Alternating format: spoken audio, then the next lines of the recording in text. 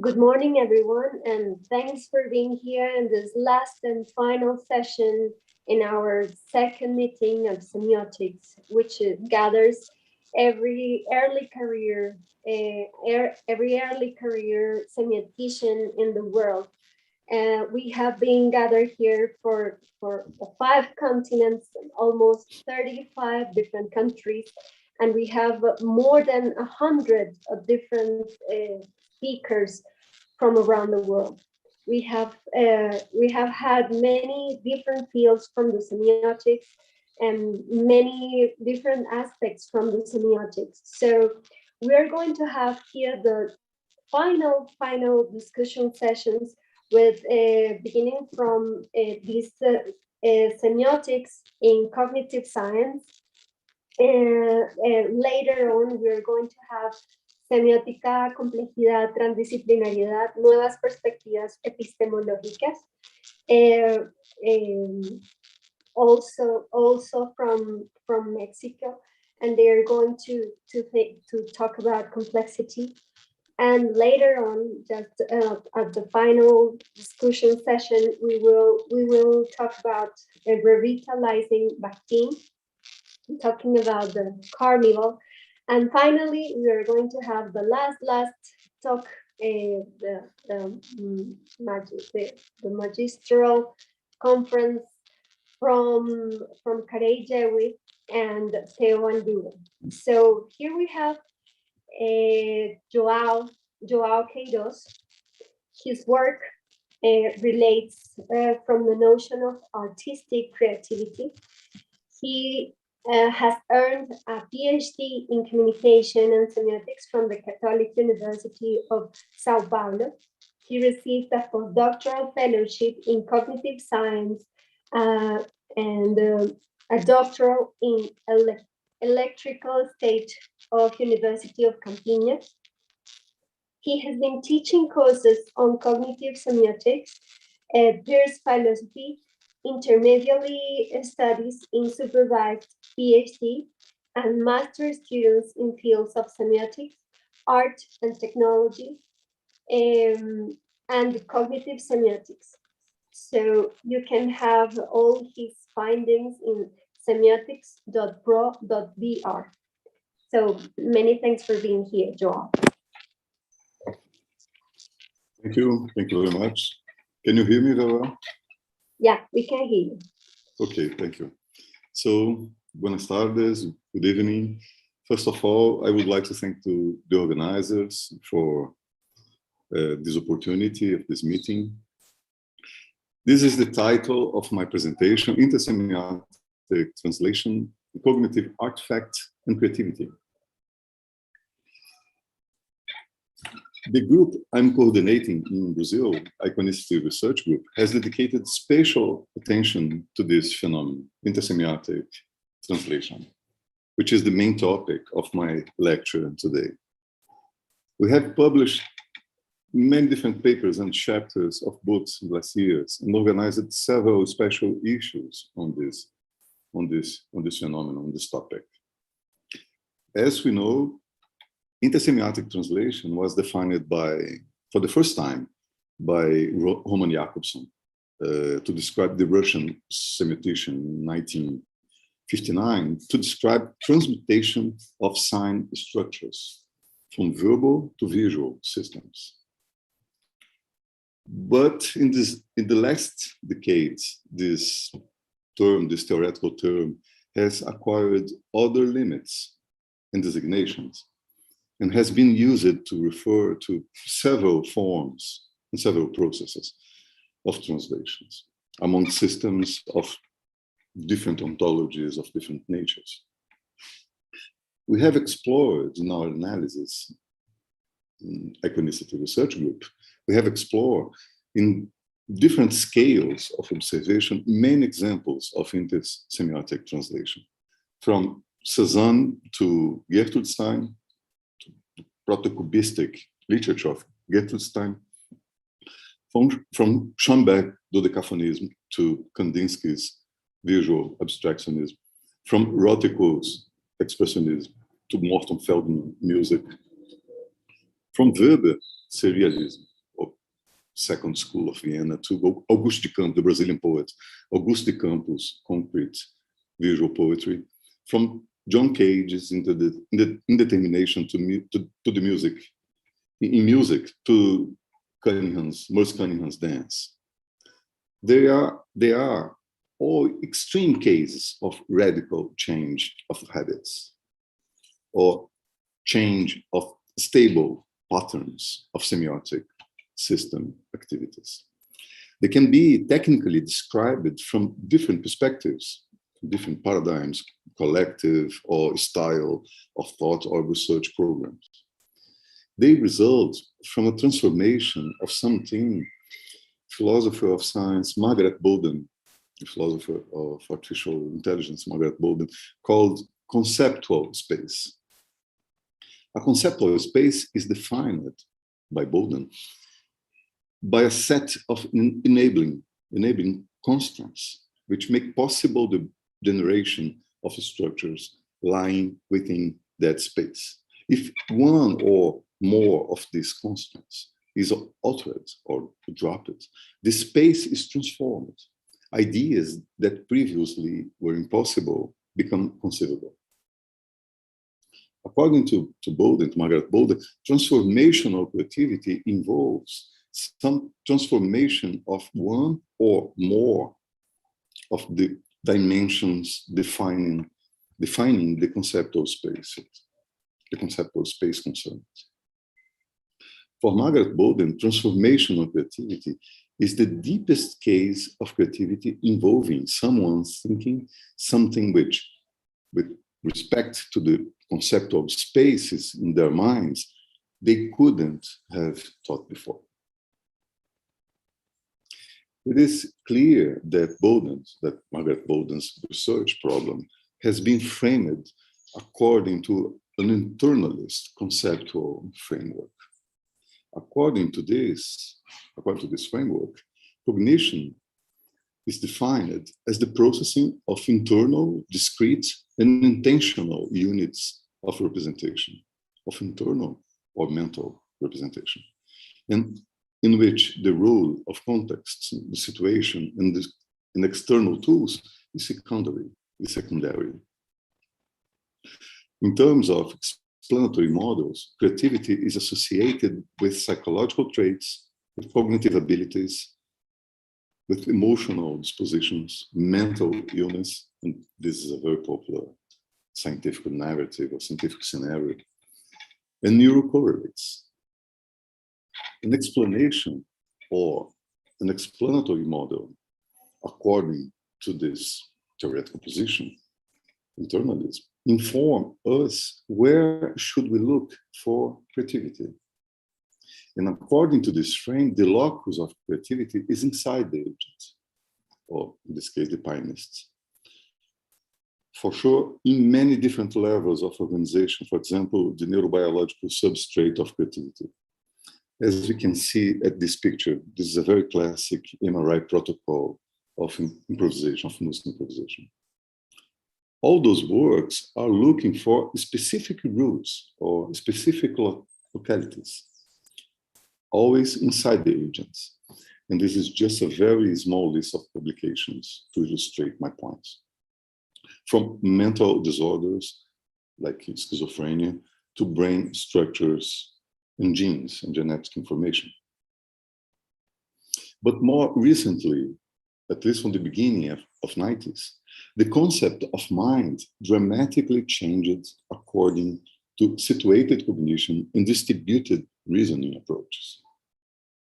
According to this thesis, we modify the external space for better organization of thoughts by building artifacts that scaffold cognitive processes and increase problem-solving activities. By simplifying choice, perception, or internal computation, and leading to the reduction of environment's complexity. This thesis is related to our ability to extend the mind to join with non-biological device, such as merging our mental activities, mental tasks, with the operation of technologies, cognitive technologies, and creating an external and distributed cognitive system.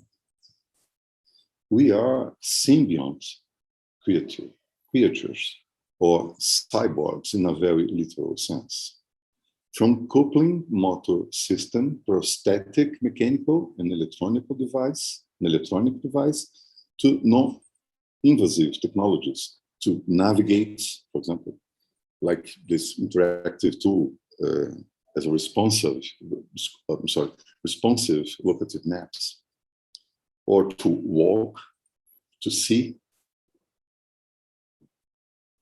There are very good examples of non-penetrative technologies. As David Chalmers suggests, perhaps the camera of my iPhone can serve as an extended perceptual mechanism. Chalmers is one of the main authors of extended mind hypothesis. As probably everybody here knows. Indeed, according to this approach, we are embedded in a huge variety of artifacts for several purposes. We use maps to navigate. We use notations to freeze the reasoning to visual perception and to control complex inferential processes. Writing language systems to extend our memories, which are a very new cultural prosthetic device in terms of human evolutionary history. Alphabets, numbers, graphs and diagrams to represent relations and to represent meta-relations. More trivially, we design checklists, tables, pharmacological drugs, synthetic or cultivated plants to change our conscious states and increase our attention or to relax. Even space we use to organize and categorize our thoughts and actions. We are cognitive niche builders, extending the mind into the space and time to think better. This is probably a new evolutionary trait, as Kim Starelny has stressed in many books and papers, an autapomorphy in terms of evolutionary biology, maybe a new criteria to define human uniqueness. In our version of this phenomenon, very inspired by Peirce's semiotic philosophy of science, we are semiotic engineers who think better. Although other animals engage in each construction, it is only in the symbolic species or symbolically designed species that we see this cumulative, potent, self-fooling, self-organized process of semiotic and metasemiotic engineering. This leads us directly to what seems to be the most crucial here, according to our approach. What we have defended in many papers and projects is the idea that intersemiotic translation is a cognitive artifact, a semiotic and a metasemiotic engineering. This is the core of my point. It can be described as a cognitive pump, designed and used to distribute, to scaffold creativity in arts. Of course, we are very inspired by Daniel Dennett's ideas, among other authors, and his book about thinking tools, intuition pumps, and the general notion of mind as a set of tools. But our major influence has been early Peirce's semiotic and externalist theory of cognition, according to which mind is semiosis. Mind is semiosis in a dialogical, materially embodied form, and cognition is the development of available semiotic material, artifacts, tools, technologies, in which it is embodied. We should emphasize that the explanatory building block is not the sign, is not the notion of sign, or sign as something. an entity, a substance, or a structure, but the notion of semiosis, the action of sign, or the process of sign in action.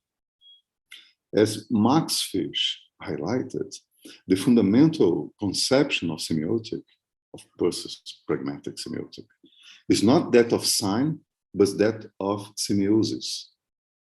And semiotic should be defined in terms of semiosis rather than of sign. The idea that translation is semiosis is at the center, is the core of our distributed and externalist semiotic approach. We have explored many consequences of this idea to explain creativity in arts in several scales of observation, from trans-individual or interpersonal, historical, distributed in large periods of time, to individual translators. I'm going to give you two examples. Both examples are related to the idea that performance space in dance is the exosomatic embodiment of a problem space resulting from a process of semiotic translation. In the sense, performance space is part of a complex distributed cognitive system we call theatrical dance.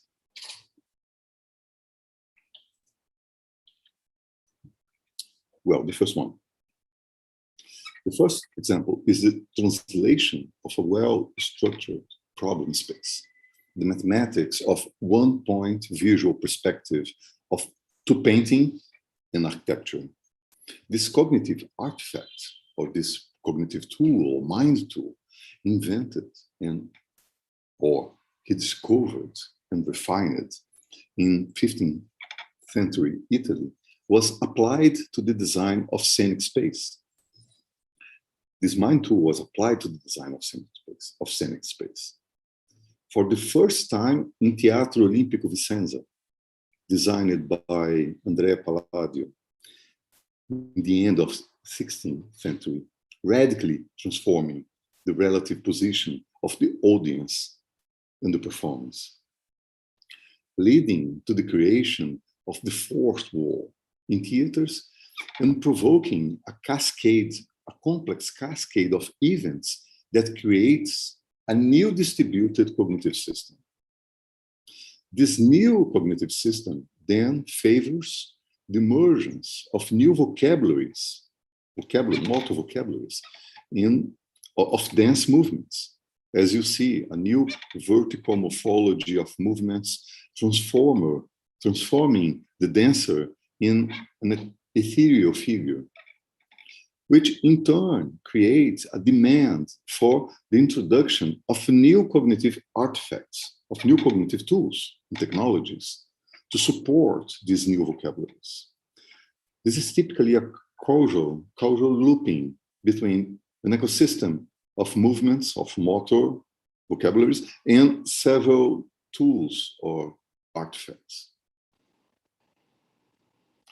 What we see here, of course, this is a very simple model of a complex phenomenon, can be described as a cascade of events where intersemiotic translation of a cognitive artifact, one-point visual perspectives in art, visual arts and in architecture, inaugurates a new set of problems or a new problem space and a new conceptual space in theatrical dance.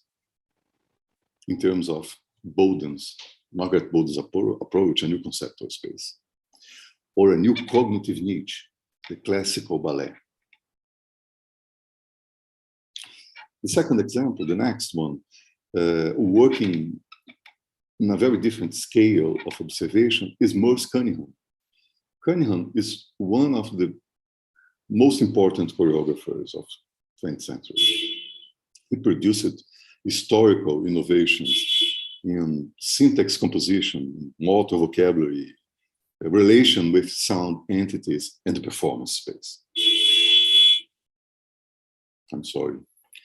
He used I Ching from Chinese Book of Changes in order mind tools, all the technologies, as an artifact to introduce chance operation and random effects in dance composition as a methodology, an external methodology for the choreographic creation, as a proto-computing tool and explore new syntactical problems in dance.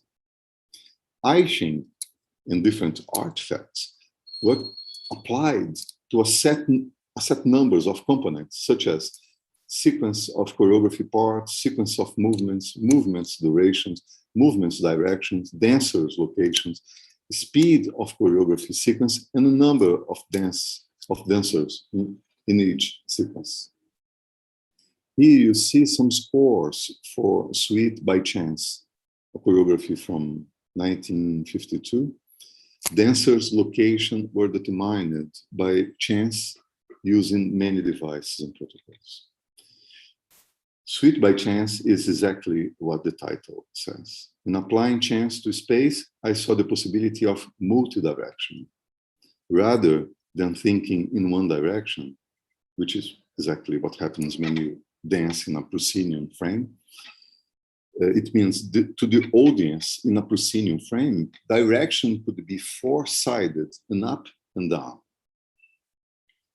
As we know, John Cage was systematically exploring the use of several thinking tools to produce random effects in music some years before. After almost 400 years of dance performance space, organization based on the embodiment of one-point visual perspective, Cunningham created or developed a new cognitive niche based on the translation of Cage's chance protocols in music, distributing creativity and the authorship of the processes, as he said. In our simplified model, chance procedures and protocols translated from Cage's music modify the distributed cognitive system of Cunningham's dance. So we also know that Marcel Duchamp, had been exploring chance operation as an external methodology in visual arts even before Cage. So we are talking about a kind of translation of protocols and procedures, or translation of problem space from visual arts to dance through Cage's music. From a slightly different perspective, new set of problems introduced by the translation of chance procedures based on Eiching, the Chinese book, are related to unusual dance syntax, forcing the dancers to acquire new motor skills and coordination. Also, a new hierarchical structure of performance space, reframing the nature of observer positions. And the new relation between music and dance as body movements is dissociated from anything else. Okay, some implications. Now, let's extract some implications from this idea that I have presented here.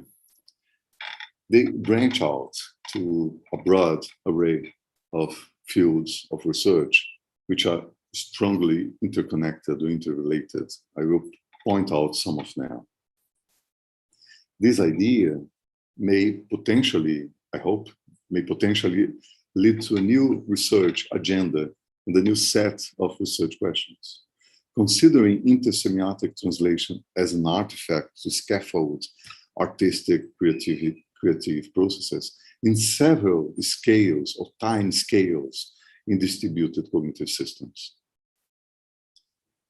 In cognitive science, more specifically in creativity research domain, artistic creativity processes are described, according to this approach, are described as an inferential, non-psychological process, externally distributed in time-space, and strongly based on the action of different kinds, of different types of cognitive artifacts.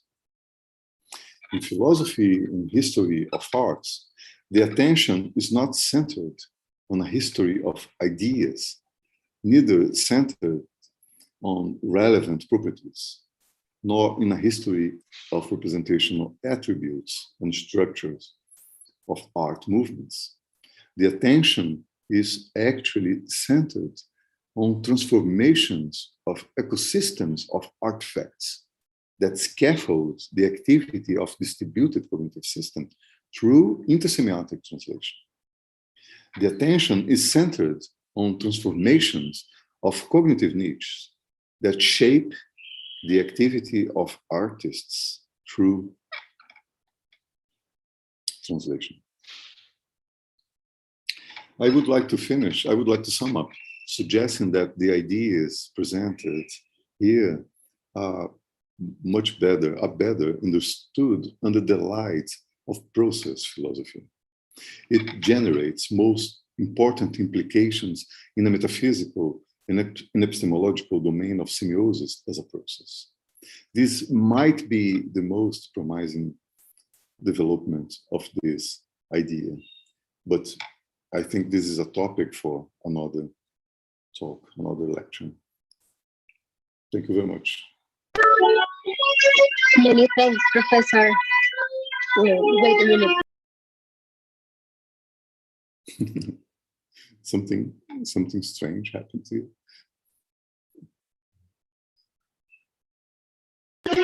I have some issues in the volume. Yeah, no problem. Let me stop my presentation. I'm trying, okay.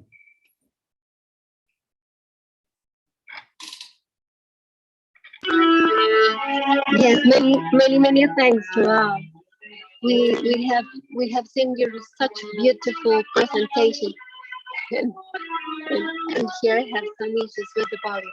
But I would like to ask you something about how did you manage to look for the images and for the material or the corpus of your research? Bianca, can you hear me? I'm sorry. Yes, dear. Yes, dear. I'm not Sorry. you very well because there's some noise, turbulent noise and music at the same time. Eso, ya. Hello.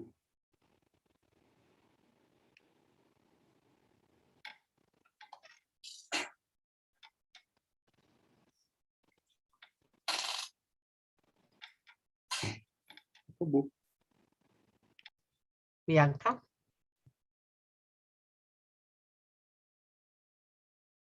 Solicitamos a la profesora Bianca.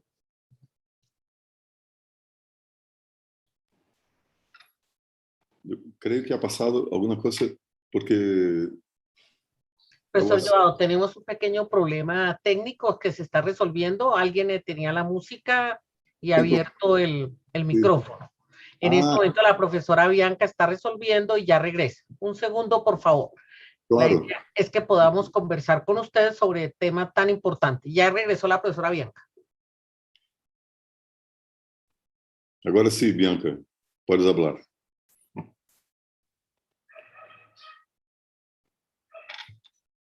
Está sin sonido, Bianca.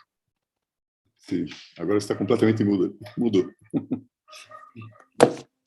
Maybe you can hear me now. Yeah, very well. Ahora. How do you collect your corpus? You have such a beautiful image. Problem, because we are trying to tentatively we are trying to we are trying to describe different episodes of art history using this basic idea that what we are observing in all these cases or at least in the case of transformational creativity in arts, are fundamentally based on the process of intersemiotic translation or transmediation or adaptation. But it's very common to people use it to ask us, okay, but you are just looking for very special case. Can you, for example, generalize in terms of what's happening? Is it default in art history, or you are just collecting very, very special case of deep transforming or changing paradigmatic or paradigms in arts? Actually, I don't have a clear answer to this question. Of course, this is a problem in terms of methodology. This is a problem because, in a certain sense, we are just looking for, for good examples to confirm our model or our theory, and this is a problem, of course. At the same time, when we are observing around, there are so many good examples of, transformational creativity in arts, in different systems and processes or language processes. In music is, the collection is huge. In literature, in graphic novels, and etc. Yeah, I'm sorry if this is not a good answer for your question. It's a very good question. It's a pretty good questions. We haven't gathered any other question right now, but maybe it's a proper time for you to thank you very much for for your beautiful presentation and for your beautiful graphics and all the findings that you have tell us. So many thanks, Professor Joao Queiroz. My pleasure. I'm always very enthusiastic, for the possibility of collaboration with Latin American people, researchers from other countries in Latin America. I hope we can be in touch. Of course. So it's time for just begin the second of the last presentations from Julieta Aidar, Cecilia Berenice Fajardo Villegas, Daniel Giovanni Alzate. They are all from Mexico. And maybe the most of them are from Mexico. Yeah, they are from Mexico, and they are in the meeting. Semiótica, complejidad, transdisciplinariedad, aportes teórico-metodológicos. So conducting this or coordinating this session or discussion session will be Julieta Aidar. And I would like to present her because she is a doctora en Ciencias Políticas de la UNAM, profesora de tiempo completo, posgrado en Antropología Social de la ENAC, es coordinadora de cuerpo académico y de la línea de investigación de análisis del discurso y semiótica de la cultura. Es miembro fundador de la Asociación Latinoamericana de Estudios del Discurso ALED, es miembro de la Asociación Internacional de Estudios Semióticos IAS y es miembro fundador de la Asociación Mexicana de Retórica.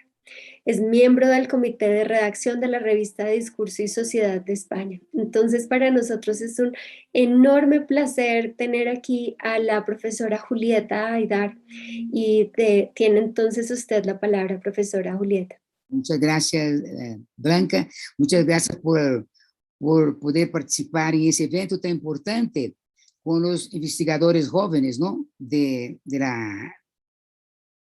Sobre la semiótica, y que pudieron convocar tantos países y tantas personas. Me parece muy importante ese diálogo que se abre. Como planteaba Blanca, agradezco a toda la organización, al comité organizador de ese evento, ¿no? También logrado y todo. Muchísimas gracias por ese espacio. Entonces, ya inicio porque tenemos poco tiempo. Entonces, la idea de esa mesa es justamente presentar jóvenes investigadores que trabajen con la relación entre la semiótica, la complejidad y la transdisciplinaridad, y en donde se aportan modelos teóricos, metodológicos y categorías con la construcción de esas perspectivas. Para iniciar la mesa, voy a plantear, entonces, voy a empezar a compartir con ustedes mi presentación breve. No sé si Blanca va a ver el tiempo, si no, Daniel o Cecilia me avisan cuando tengo 10 minutos, o Blanca va a ver los minutos. Yo te voy avisando el tiempo, pero tienes 15 minutos, querida. Entonces, ¿qué? Va a poder cortar y dar el tiempo para los otros, para que haya las preguntas, ¿no? Entonces voy a compartir. Ok, voy a compartir con ustedes. ¿Ya ven? ¿Se ve, Blanca? Perfectamente, sí, perfectamente se ve. Es que estoy viendo aquí la forma de poner en pantalla completa. Un momentito. No consigo poner en pantalla completa. Ok, un momentito. Ay, Dios. ¿Cómo hago para poner en pantalla completa? Es que tengo que sacar aquí ok, ya. Saco eso y ahora pongo en pantalla completa. Ya, perfecto. Ya. Entonces, ahora, empezamos a exponer lo de la mesa, ¿no? En el segundo encuentro internacional de investigadores de carrera temprana, en donde tenemos mucho gusto de estar aquí. Semiótica, complejidad, transdisciplinaridad, aportes teóricos metodológicos. Entonces, vamos a presentar en primer lugar las epistemologías críticas, no todas porque no nos da tiempo, algunas nomás, pero quisiera por lo menos enlistar, ¿no? Algunas de las epistemologías que estamos trabajando, que son 6, y que son epistemologías que permiten una apertura de los procesos cognitivos y un análisis de todos los procesos en términos de los varios niveles de realidad, donde está lo cultural, lo ideológico, el poder, y, por supuesto, la semiosis y el discurso. Entonces, ahí tenemos la epistemología críticas y las premisas complejas, transdisciplinares y decoloniales. Las epistemologías críticas que estamos trabajando en el equipo, en donde los alumnos articulan las epistemologías, quizás no las 6, pero por lo menos 2 o 3, ¿no? La gente que trabaja con nosotros en la línea de investigación de análisis de discurso y semiótica de la cultura, semiótica visual, muchos tipos de semiosis, en fin, con el feminismo, varias cosas. Entonces, lo que tenemos es que tenemos epistemologías ancestrales que son revisitadas, la epistemología de la complejidad, la epistemología de la transdisciplinaridad, la epistemología de la decolonialidad, que nació propiamente en América Latina, pero que ahora ya se expande a África y a otros países donde hay procesos de descolonización. La epistemología del sur, más conocida, que es la de Boaventura de Souza, y la epistemología materialista revisitada. En estas epistemologías se generan planteamientos críticos frente a las hegemónicas, que posibilitan nuevos caminos para reflexionar y proponer una nueva civilización, una nueva humanidad más allá del antropoceno. Presentan estas epistemologías las siguientes características generales. Primero, asumen la necesidad de reconocer todos los procesos cognitivos que se desarrollan en todas las culturas, los de Occidente y los de Oriente. Se sitúan en la vanguardia porque aceptan varios tipos de conocimientos, no solo el racional, sino también el emocional, el mítico, el mágico, el intuitivo, el práctico, el artístico. Proponen escenarios distintos relacionados a un pensamiento crítico en donde se defiende la igualdad de todos los seres humanos, de todas las culturas, y propone abrir campos para superar todo tipo de dominación y de injusticia. Colocan la dimensión ética como fundamental para lograr superar los obstáculos y las contradicciones de la humanidad y de las civilizaciones actuales. Abren caminos de convergencia, de diálogo entre múltiples dimensiones de la complejidad humana. Entonces, ahora vamos a ver la epistemología ancestral. No nos da tiempo, es una pena, pero yo dejo aquí en el video para que se vea, digo en el PowerPoint para que se vea, no me da tiempo de leer esta. La epistemología de la complejidad, sí, vamos a parar un poquito. tiene varias premisas. Es una síntesis, ¿no? Para que veamos cómo después ustedes, lo que va a exponer Cecilia y Daniel, van a ver el uso de esos modelos, de esas categorías. Vemos la incertidumbre, lo impredecible y lo imprevisible. Implica también tres pilares de la complejidad, que es lo dialógico, lo recursivo, lo hologramático, que son principios fundamentales. Implica que en todos los sistemas complejos, en todo el sistema como son el sistema semiótico, la semiosis, el discurso, hay entropía y negentropía, en donde hay una recursividad entre desorden, orden, interacción y organización. Existe la figura del bucle tetralógico, que es ese de arriba, que es desorden, orden, interacción, organización, que es una unidad analítica nuclear para Edgar Morin, con la espiral cósmica, con espirales que están en lo micro y en lo macro. Los sistemas complejos que van desde el cuerpo humano hasta todos los sistemas que existen en la sociedad, en la cultura, los sistemas semióticos, son abiertos, recursivos, retroactivos y relacionados con la auto-eco-organización viviente. Y hay una lógica muy importante contra la lógica clásica, que es la lógica de lo contradictorio, que es fundamental. En todos los fenómenos está lo antagónico y lo complementario al mismo tiempo, principio también presente en el taoísmo. Aquí yo quisiera parar un poquito porque esa lógica de lo contradictorio está presente tanto en la epistemología de la complejidad como en la epistemología de la transdisciplinaridad, y hacíamos dialogar esa premisa con otras epistemologías que hemos colocado. Y en términos de los sistemas semióticos, de las producciones de sentido, lo interesante es que ya no tenemos la dicotomía del binarismo estructural, ¿no?, que predominó en toda semiótica, en la lingüística y en el mismo análisis de discurso, ¿no?, en todo el siglo XX, hasta la década de 70. Y es a final de la década de 70 que empieza a resquebrajar el paradigma del estructuralismo, que es el binarismo estructural, para dar camino a otros elementos, como es la lógica de lo contradictorio, en donde se supera la idea del binarismo. O sea, blanco, negro, día, noche, frío, caliente, ¿no?, que estaba en Lévi-Strauss, está en la lingüística estructural, sino que ahora es un continuum que se piensa en términos de series continuas que plantea la epistemología de la complejidad. Y también el sujeto, trabajado desde la complejidad a la transdisciplinaridad, es un sujeto que da una mayor densidad y una mayor arquitectura para trabajar el sujeto complejo de la producción de la semiosis y del discurso. El sujeto complejo es transdimensional, contradictorio, en movimientos recursivos, horizontales, verticales, diagonales. Es lo que dice Edgar Morin, el homo complexus.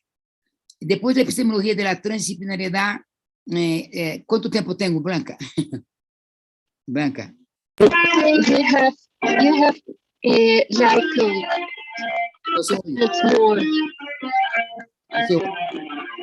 You have 4 minutes more left. Ok, entonces voy a seguir 2 minutos más, ¿no? Ok, niveles de la realidad, de la transdisciplinariedad tenemos niveles de la realidad del objeto, las dimensiones global, regional, nacional, local, lo macro y lo micro, niveles de realidad del sujeto, las distintas normas de percepción que se configuran en la subjetividad y la transdimensionalidad del sujeto, y rompiendo con la posición cartesiana, la relación sujeto-objeto, que es recursiva, en donde vemos que todo lo subjetivo es objetivo y viceversa. Quiere decir que no hay la separación, sino que hay una recursividad entre el sujeto y el objeto, cosa que la posición cartesiana y las otras tendencias habían separado. El sujeto y el objeto transdisciplinarios ligados a la transdimensionalidad, la transrealidad y la transsubjetividad. El tercer incluido y el tercer oculto también presentes en el paso de los niveles de realidad del objeto y de los niveles de percepción del sujeto, que ustedes van a observar en las exposiciones, en concreto en los modelos operativos que van a usar Cecilia y Daniel, y en las categorías transdisciplinares que van a usar en su exposición.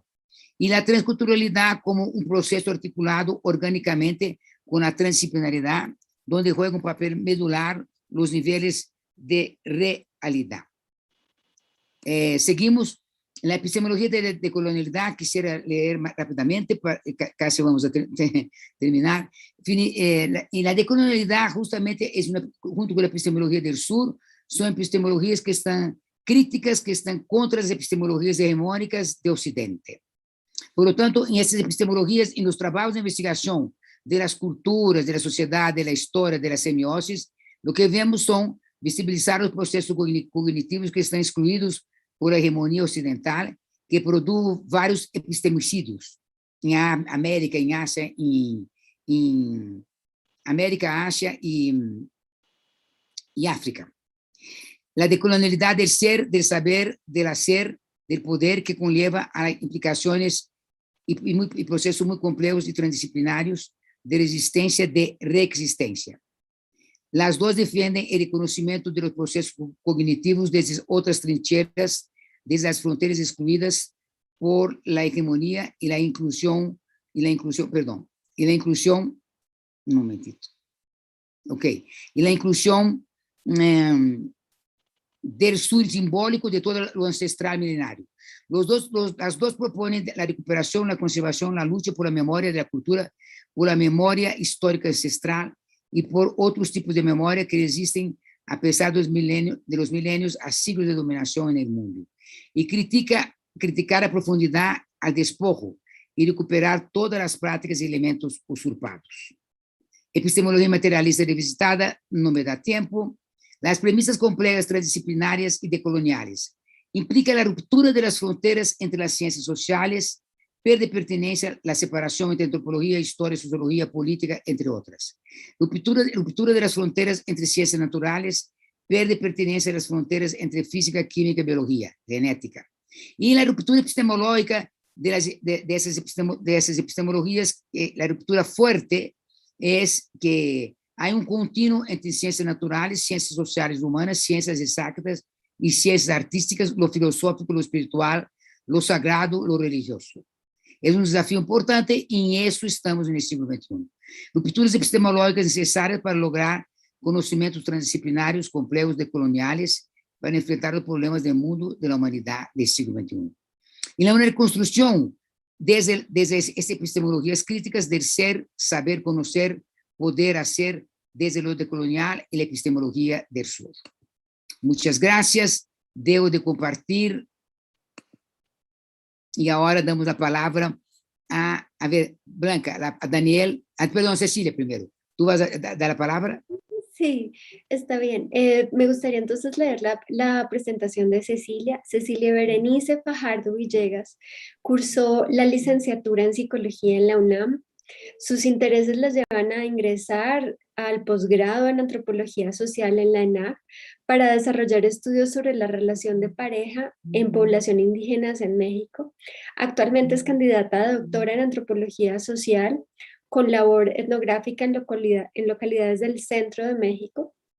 Su trabajo en torno a emociones, género y subjetividades en la pareja se ha caracterizado por el análisis de problemáticas desde un enfoque transdisciplinario. Entonces, bienvenida entonces, profesora Cecilia Berenice. Muchas gracias. Antes que nada, buenos días, buenas tardes. Agradezco el espacio que brinda este congreso para la difusión de investigación y a la doctora Julieta Haidar por su aportación e incansable entusiasmo en los estudios de las epistemologías alternativas y por ende en su labor por impulsar nuevas formas de hacer investigación. Voy a compartirles una presentación para que vayamos haciendo el seguimiento de la exposición. ¿Me pueden indicar si se ve? Sí, se ve perfectamente. Muchas gracias. Bueno, antes que nada, pues la aclaración de que todos los materiales que presento pues son sin fines de lucro, muchos, bueno, elaborados por mí y otras fotografías que se citan respectivamente. El título de esta ponencia es la condensación semiótico-discursiva, la dimensión corporal de mujeres ñañús a través de la práctica de pareja. Es cierto que he realizado estudios en la pareja en grupos de origen ñañú en tocando diferentes rutas analíticas. Esta ocasión pues escogí la dimensión corporal para hablar de ello y ejemplifico en algunas, con ayuda de algunas fotografías. El estudio se realiza en los municipios de Ixmiquilpan y Cardonal, pertenecientes al estado de Hidalgo, en el país, en México. La exposición va a enfatizar una de las rutas analíticas que ha develado el corpus de análisis, es decir, en los datos etnográficos recabados predomina la participación y profundidad de aportaciones de mujeres en lo que respecta a la práctica de pareja. Ahora bien, ¿por qué optar por la epistemología de la complejidad? En primera instancia, pues por la evidente oportunidad de realizar estudios que no promuevan la fragmentación, la reducción del conocimiento, la completud ni la hegemonía, como lo hemos visto con la introducción que nos presentó la doctora Julieta acerca de estas epistemologías alternativas. Lo cual no quiere decir que se descalifiquen otros estudios. Sucede que el enfoque de la complejidad es una opción que vincula esfuerzos, como la teoría de sistemas y la termodinámica, por ejemplo, y que asume la producción de conocimiento desde la heterogeneidad y la apertura, con énfasis en los procesos, las contradicciones, los niveles, y que rompe entonces con una lógica dicotómica y de causalidad lineal, como bien se acostumbra hegemónicamente que sea la ciencia, ¿no? Tales implicaciones se pueden reafirmar en los principios de Edgar Morin, algunos de ellos ya mencionados por la doctora Julieta, de los cuales yo solamente voy a mencionar por ahora los que permiten tener un panorama general para fundamentar los ejemplos de la exposición. Remito a Morin cuando apunta que la organización es el rostro interiorizado del sistema, es decir, interrelaciones, y el sistema es el rostro exteriorizado de la organización, es decir, forma y emergencia. Siguiendo el planteamiento de Morin, la categoría organización incorpora el argumento del movimiento como productor de regularidad o estabilidad dinámica, de tal manera que la realidad se concibe en términos de interacciones, organización, desorganización y reorganización. Y entonces, así, la organización se define como la disposición de relaciones entre componentes que producen una unidad compleja o sistema, y a su vez, en la propuesta moriniana, un sistema solo es posible por apertura. La configuración del sistema depende tanto de las relaciones entre elementos como de la modificación por ingreso de nuevos materiales. Vale entonces apuntar que existen antecedentes documentales como códices, relaciones geográficas, cuentos, citados por Silvia Marcos y otros teóricos, así como datos de mi investigación en curso que sustentan la apertura organizacional en población de origen ñañú. Es decir, formas de existir que no fragmentan el cosmos del cuerpo, y en esta trama todas las prácticas adquieren significado. Silvia Marcos lo define como equilibrio en devenir o equilibrio fluctuante, que puede concebirse como el agente que modifica permanentemente los términos de las dualidades y al hacerlo les confiere flexibilidad y plasticidad e impide la estratificación.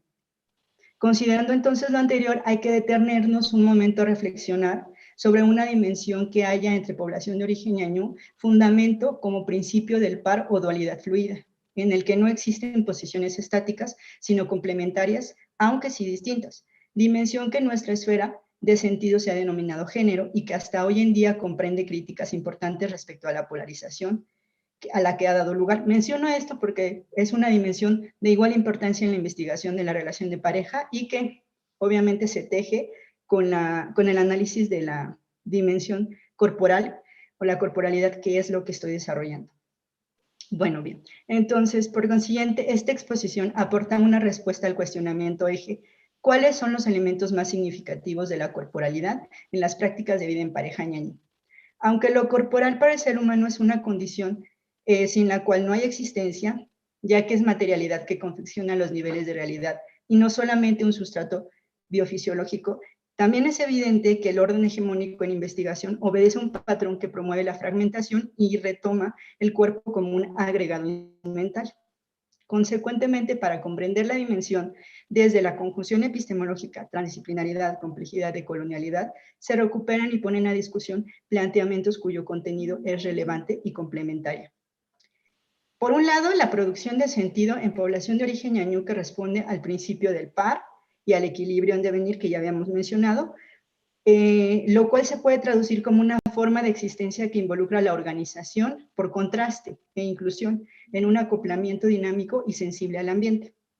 En palabras de Marcos, lo que se lee en el cuerpo de estas culturas ancestrales son signos de relaciones con el universo, Inversamente, el mundo exterior es rico en signos que hablan del pequeño universo que es el cuerpo.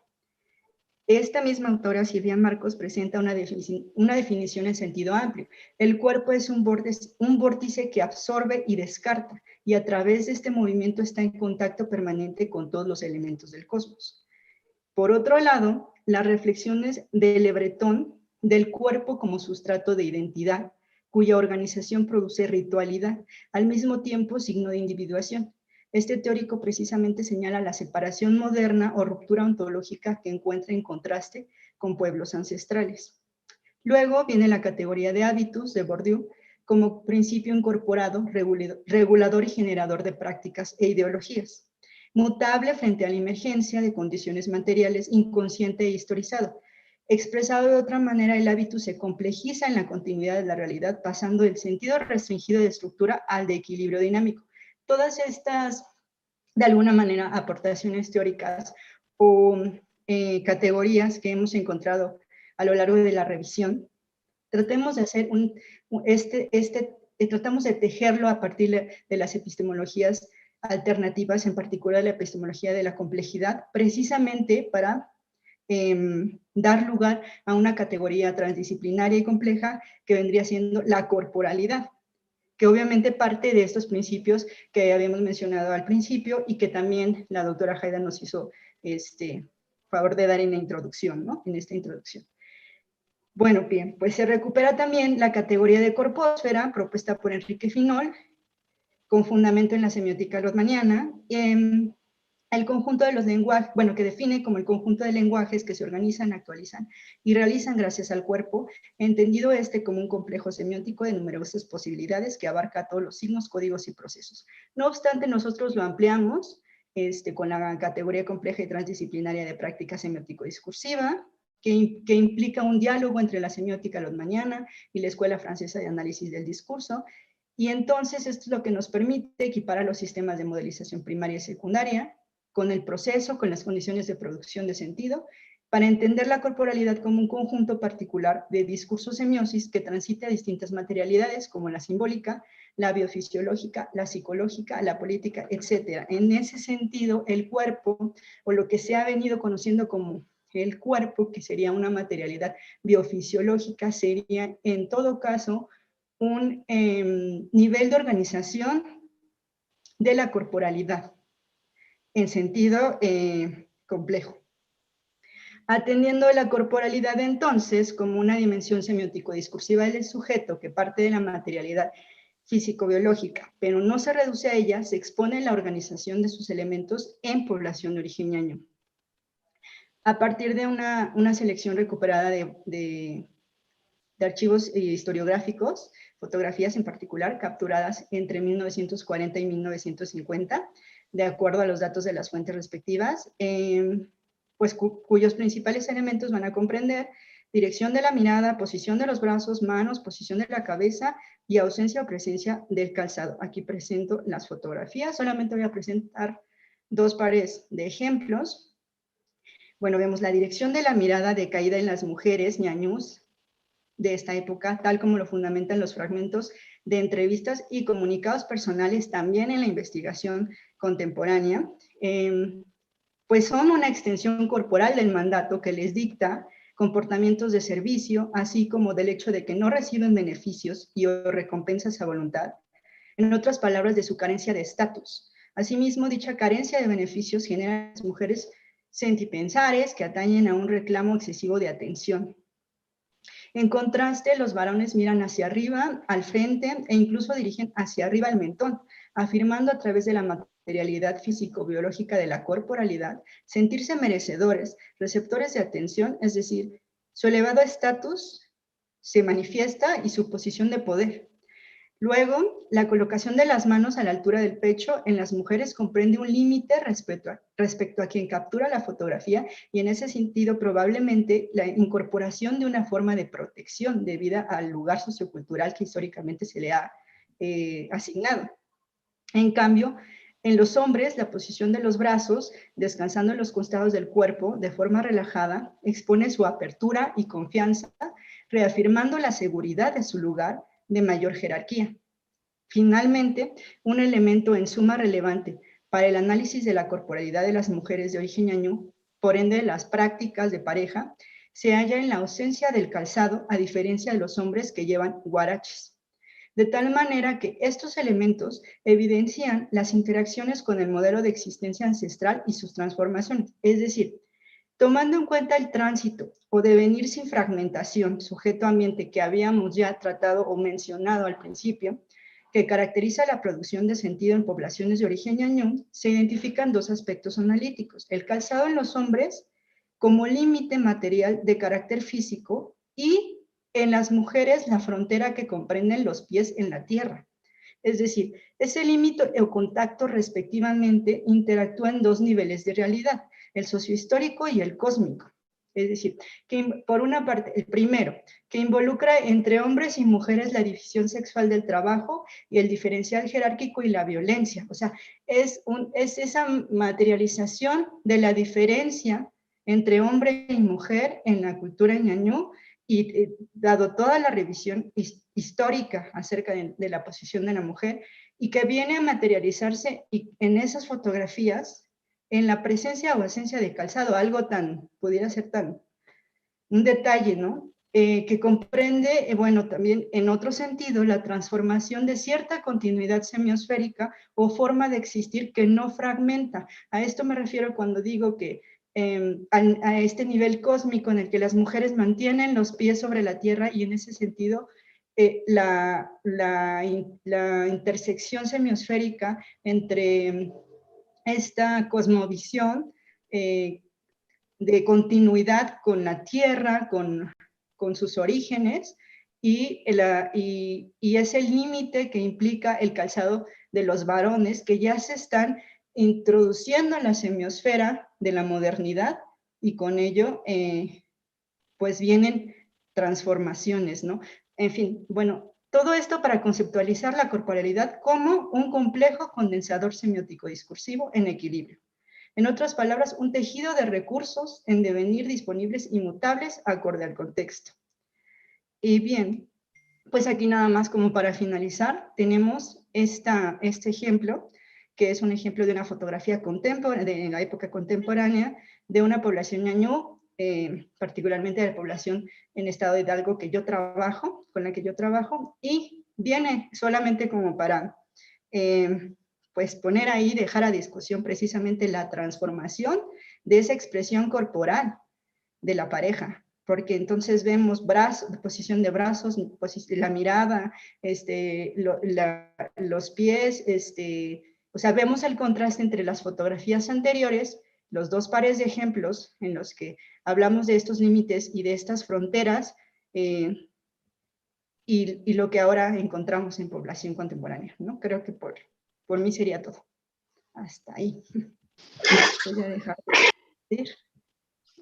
Justo a tiempo. Oh, muy buen trabajo. Qué bonito. Bueno, muchísimas gracias. Y ahora entonces le doy paso al profesor Daniel Giovanni Alzate Díaz. Él es egresado de la licenciatura en Letras Latinoamericanas por la Universidad Autónoma del Estado de México y de la maestría en Ciencias del Lenguaje por la Benemérita Universidad Autónoma de Puebla. Estudia actualmente el doctorado en la Escuela Nacional de Antropología y Historia y es profesor de la Facultad de Humanidades de la Universidad Autónoma del Estado de México y director de la revista digital Tramantini. Mosaico humanístico, área de interés, relación entre el género, el discurso y la semiótica. Bienvenido entonces, Daniel Giovanni. Muchas gracias, buenas tardes. ¿Cómo estamos? Buenas tardes. Bien. Pues vamos a empezar con esta exposición. Sin duda también agradezco el ánimo siempre y la virtud de tolerancia, de cariño incluso de la doctora Julieta Haidar, y sin duda la relación tan interesante que tenemos Ceci y yo en el sentido de compañeros, de compañeros académicos y de compañeros de la vida.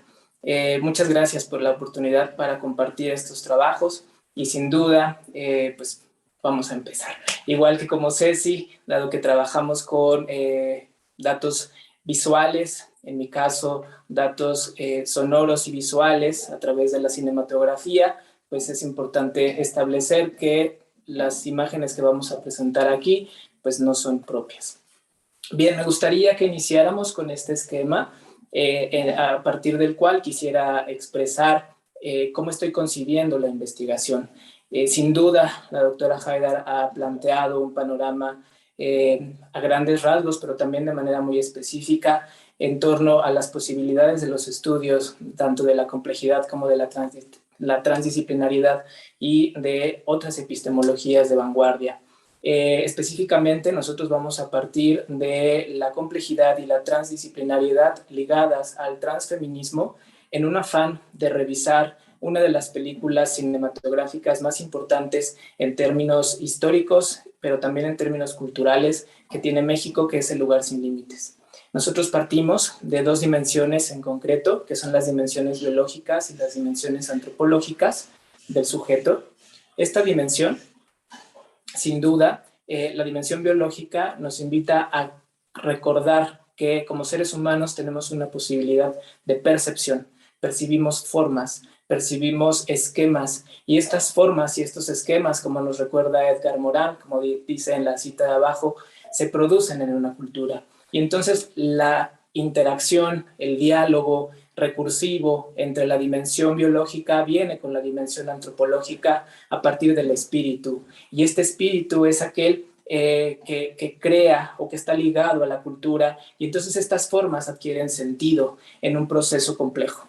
Y a partir de ello, yo quisiera problematizar un poco, pues justamente la presentación de la Manuela, un personaje que ha sido considerado por la literatura y los estudios cinematográficos como un hombre travestido. Sin embargo, nosotros planteamos la importancia de considerar a este personaje como la primera imagen de la transexualidad en el cine mexicano, y estamos hablando de una película de 1977. Entonces estamos en un momento histórico importante en el que venimos de procesos sociales, de procesos culturales, de higienización del país en México, y también venimos de representaciones de hombres travestidos, de hombres que regularmente aparecen justamente con peluca para ridiculizar algunas expresiones femeninas.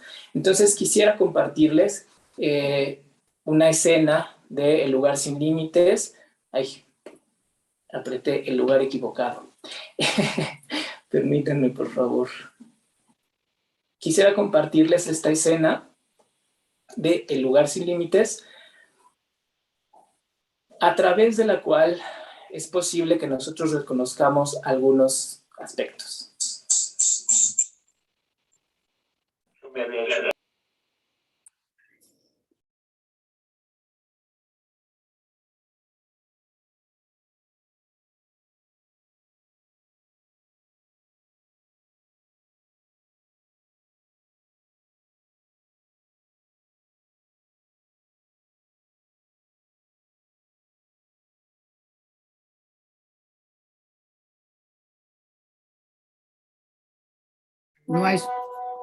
No hay sonido, Daniel. No hay sonido. Hay que poner el sonido, no sé. Hay que poner el sonido a la hora de compartir. No sé cómo se pone.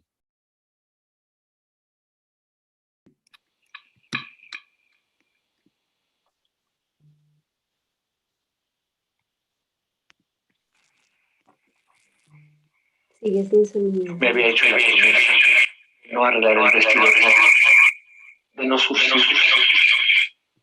Así si no estuviera arreglado, el Pancho no iba a volver. Pero volvió. Mira lo que me hizo ese barbaján. Eso ya está muy pegado. ¿Tú crees? Es un hilacha. Yo creo que con los solanes se disimularía un poco. Yo no tengo hilo rojo. Infeliz. Hace más de un año que me lo rompió. Usted lo anduvo provocando, ¿no?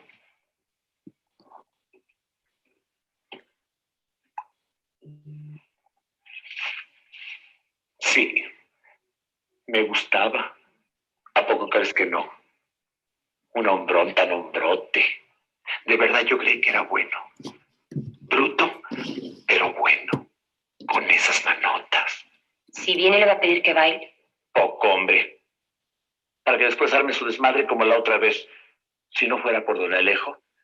Te digo, no es que sea miedosa, pero yo le vi la cara de quererme hacer quién sabe qué. Usted baile si se lo pide. Peor es que ahora sí le haga quién sabe qué. Jamás de los jamases. Yo no le bailo a ese bruto. Mira nomás. Yo esto lo hago para los amigos, para los caballeros. No para los pelados como ese que le apesta las patas. Yo no tengo hilo rojo.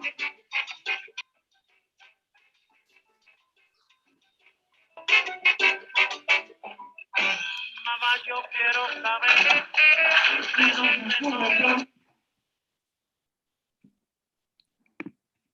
Muy bien. Una disculpa por los ruidos, pero estaba en dos dispositivos. Ya apagué uno. Bueno, en esta escena nosotros vamos a hacer un análisis desde la complejidad y desde la transdimensionalidad. En primer lugar, quisiera destacar que desde el punto de vista de la percepción, desde el punto de vista del plano de lo biológico, ligado a lo antropológico y lo tecnológico, nosotros vamos a encontrar una clasificación general y después lo vamos a llevar a lo particular de imágenes. Y entonces quisiera concentrarme en los planos. Los planos son esta oportunidad que tenemos los receptores de observar el movimiento de las imágenes, pero al mismo tiempo de ver las formas. Es nuestro primer encuentro con el relato cinematográfico.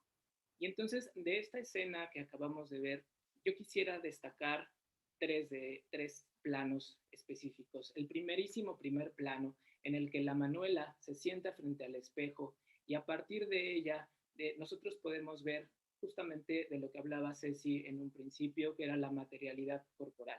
Nosotros no vemos regularmente el rostro de la Manuela durante la escena. Sin embargo, sí en este momento se ocupa una estrategia cinematográfica muy específica para resaltar algunos rasgos. Nosotros podemos ver en la imagen cómo un hombre se pinta los labios. No es una mujer desde el punto de vista visual. Y eso, perdón, no sé si está bien el volumen. Daniel, sonido, aumente el sonido un poquito. Tu voz. Es que es todo, doctora. No me diga, es que estaba mejor antes. Bueno, ok. Voy a hablar más fuerte, entonces, para que se escuche mejor.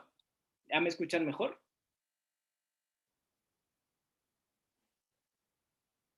¿Me escuchan mejor, doctora?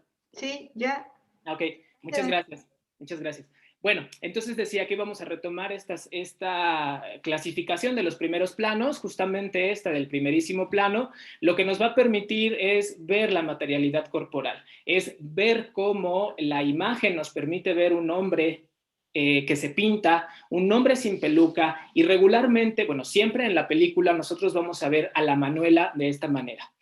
Esta imagen o esta estrategia cinematográfica nos permite la intimidad. Entonces, en un plano sociocultural, nosotros nos acercamos a un personaje que a primera vista es ambiguo y que a primera vista en un plano ontopolítico podríamos decir que es provocador. Es provocador porque vemos a un hombre en los 70s pintarse los labios. Y en esta película, no les quiero adelantar demasiado, pero en esta película se da el primer beso también en lo que se consideró entre dos hombres.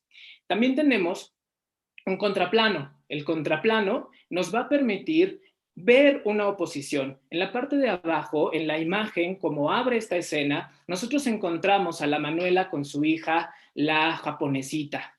Si nosotros observamos, la japonesita nunca sale de la cama, la japonesita aparece su torso y aparece su busto, a diferencia de la Manuela, que no vemos en esta primera escena más que su espalda y un perfil. En este perfil, ella toma un vestido, es un vestido rojo que se vuelve simbólico y se vuelve metafórico en la película, que no vamos a analizar en este momento, pero la imagen nos permite ver una oposición. El discurso que nosotros escuchamos es una constante tensión entre la japonesita y la Manuela, porque mientras la Manuela hace afirmaciones en torno a la visita del Pancho, la japonesita en constante momento la está negando, está diciendo, eso no es así, ya está muy roto, tú lo provocaste, etc. Y entonces eso hace que nosotros podamos observar justamente las construcciones visuales, pero también discursivas al mismo tiempo y de manera recursiva de lo que se considera como hombre o como mujer, justamente a partir de esta presentación o de esta imagen, de este contraplano.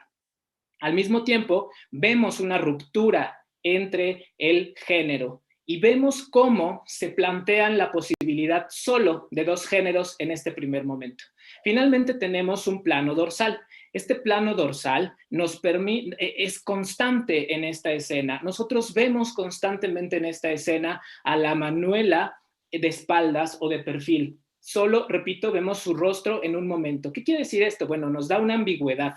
No sabemos corporalmente qué hay. Y entonces, si nosotros vamos a la literatura de los planos, podemos comprender que el plano dorsal es empleado por la cinematografía justamente para señalar a las víctimas. El espectador está al acecho del personaje. Y la Manuela, en la narrativa de la película, precisamente es un personaje que está al acecho. Esta escena que les planteo el día de hoy es una escena que no es la primera, pero es una de las primeras escenas en las que nosotros escuchamos a la Manuela en un discurso refiriéndose a el Pancho. El Pancho es un personaje que sale del pueblo del Olivo y regresa después de un tiempo. La Manuela lo escucha y entonces empieza justamente este temor. Muy bien, entonces, a partir de estas imágenes, nosotros relacionamos la corposfera, como ya bien planteaba Ceci. Vemos nosotros cómo la corposfera masculina se significa a partir del Pancho. Y entonces escuchamos cuando la Manuela dice un hombrón tan hombrón. Y entonces vemos también cómo se construye una corposfera femenina cuando la japonesita, por ejemplo, dice, tú lo anduviste provocando. Entonces vemos cómo se construye una superioridad sobre una inferioridad donde la mujer provoca, donde el homosexual, entre comillas, provoca y donde el hombre reacciona justamente a esta provocación. Vemos pues en un primer momento cómo semiotizamos el mundo a partir justamente de estos planos, de estos contraplanos y de esta relación con el discurso en movimiento, es decir, de esta narración compleja que tenemos frente a nosotros. Vemos así cómo justamente la corposfera transfemenina se cruza entre estas dos corposferas a partir no solamente de la ruptura que nosotros vemos frente a un espejo, sino sobre todo del discurso corporal y de la corporalidad del personaje y del discurso de los personajes. Es decir, la corporalidad del personaje de la Manuela es de temor. La corporalidad del personaje de la Manuela es de angustia. Todo el tiempo está angustiada. ¿Por qué? Porque la estamos acechando, la estamos siguiendo, la estamos buscando. ¿Para qué? Para saldar una deuda que tenemos desde hace mucho tiempo.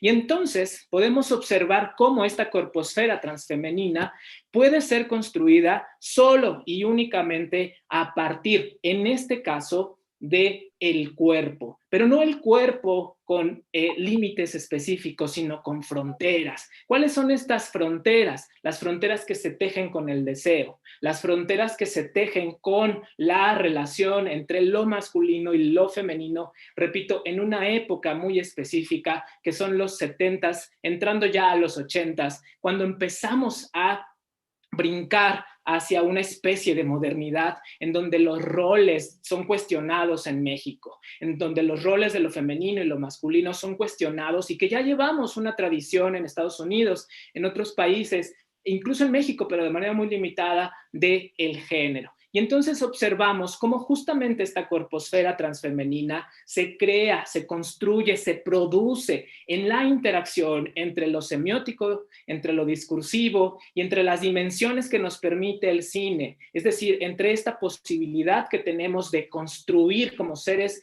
vivos las formas, y vemos cómo se rompen estas formas a partir de la presentación de los cuerpos, pero también a partir de las relaciones espaciales entre los cuerpos, de las posiciones entre los cuerpos y de los sentidos que se tejen alrededor de cada una de estas acciones o cada una de estas presentaciones.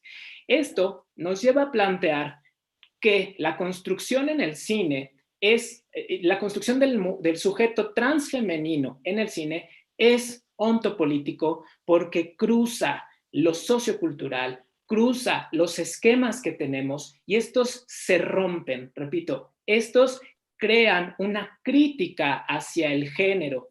No sé si era la intención del director, pareciera que no, por la narrativa, que no es una historia del director, es una adaptación cinematográfica de una novela homónima. Sin embargo, sí podemos rastrear a partir justamente de la posición de la cámara hacia dónde nos lleva la narrativa. Finalmente, y para concluir esta presentación, quisiera decir, bueno, que ver es al mismo tiempo conocer. El cine es conocimiento, pero no es conocimiento nada más de una época o de procesos cinematográficos, sino que es conocimiento en sentido, como decía hace un momento la doctora, en sentido recursivo entre el sujeto y el objeto. Lo que está dentro está afuera y lo que está afuera está adentro. Las dimensiones biológicas, antropológicas, las dimensiones políticas nos atraviesan y están atravesados los personajes a partir de ello. La película no es un objeto, la película es este proceso en donde entramos en una interacción. Por lo tanto, ver es saber. El conocimiento no se queda en la producción del conocimiento, diría Edgar Morin, sino que se va hacia el saber, hacia los saberes, y por lo tanto es una manera de existir. Lo que nos presenta El lugar sin límites es una manera de existir de un personaje transfemenino en los 70s en México. Conocer es una práctica entonces semiótico-discursiva, y a partir del cine nosotros podemos comprobar, ver, discutir, pues sí, discutir, reflexionar en torno a las fronteras corporales que están ligadas con otras dimensiones. No nada más es el cuerpo, como ya bien Ceci decía hace un momento. Y finalmente, de manera muy concreta, la película de El lugar sin límites nos ayuda a cuestionar el género, y eso entonces provoca un debate, porque la película está en una constante tensión entre lo femenino, lo masculino y estas identidades que surgen, estas identidades que se hacen presentes, estas identidades que nos ayudan a conocer la transculturalidad de lo corporal, la transsemiosis de lo corporal, lo transdiscursivo de lo corporal. Y pues con esto yo termino. Muchísimas gracias por su atención. Muchísimas gracias a ti, Daniel.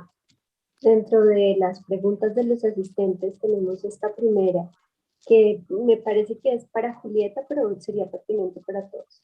Dice, cuando se ha trabajado con variables complejas, se descartan opciones que son como del orden de lo opuesto, de lo contrario, pero al mismo tiempo se aplanan en una tendencia o en un resultado promedio a medio.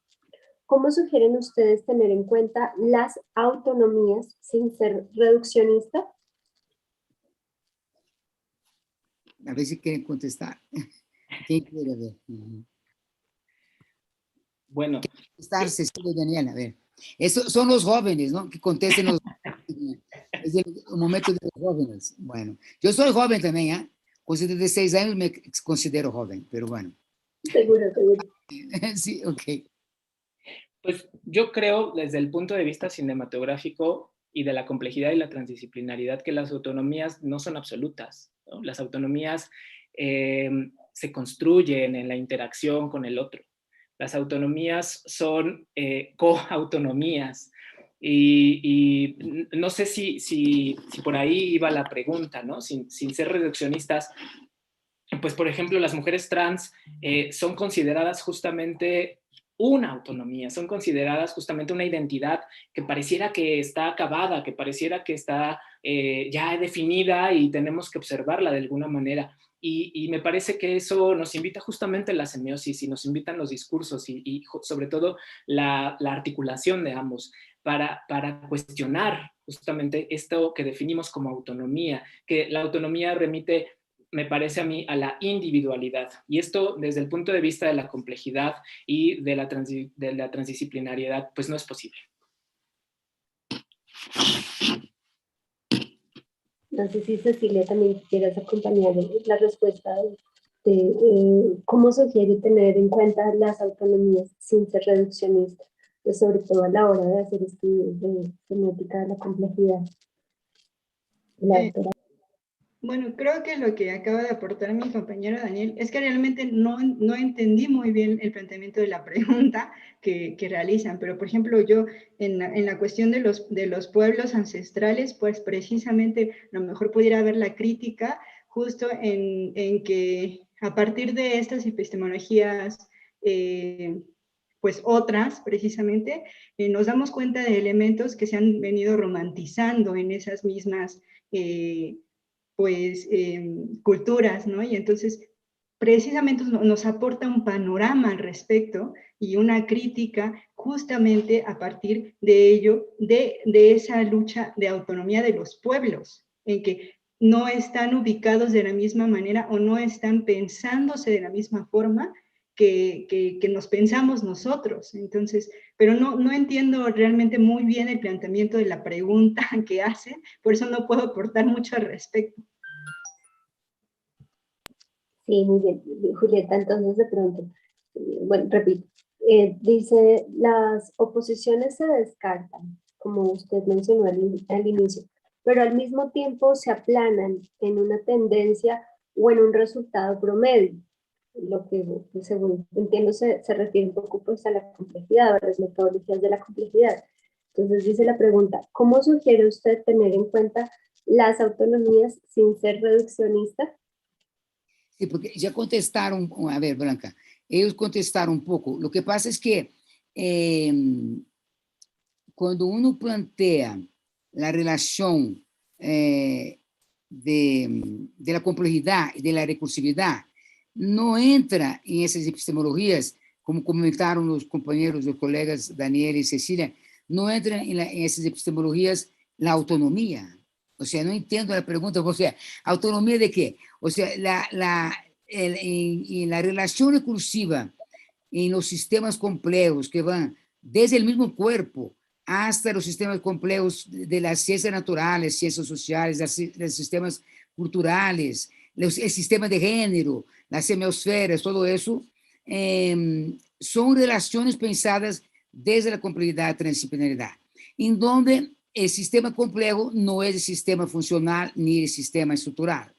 Por lo tanto, la autonomía no, porque es en todo caso la lógica de la contradicción, que es muy difícil entender.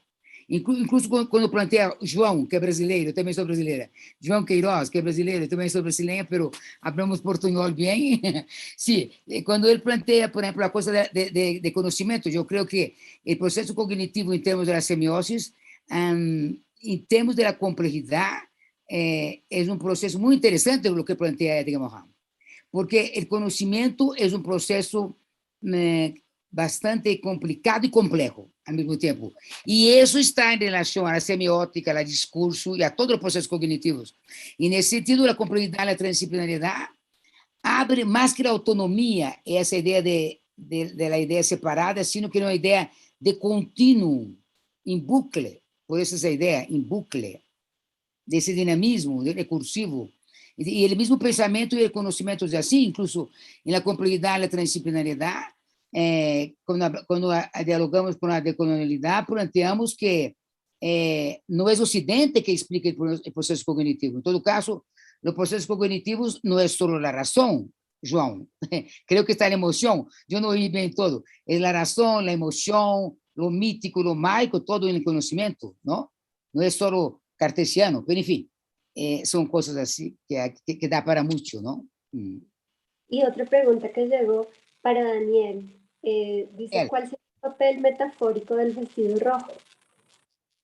Daniel, hola, hola. Sí, aquí estoy, doctor. Ay, es que no sé cómo contestar esta pregunta sin Rojo. A ver. spoilearles la película. Regularmente en los estudios literarios, porque esta película, repito, es una adaptación, el color rojo remite a la sangre. No quiero decirles mucho, vaya, la película está en YouTube, está libre en YouTube, la pueden ver, y por eso no quisiera contarles demasiado. Pero el vestido es metafórico, no solo el color rojo, el vestido rojo es metafórico, porque la Manuela se lo pone en un momento muy específico de la película y sucede algo muy concreto que tiene que ver con la sangre en la película. Entonces, lo que está planteando cuando saca el vestido es una prolepsis, es decir, es una...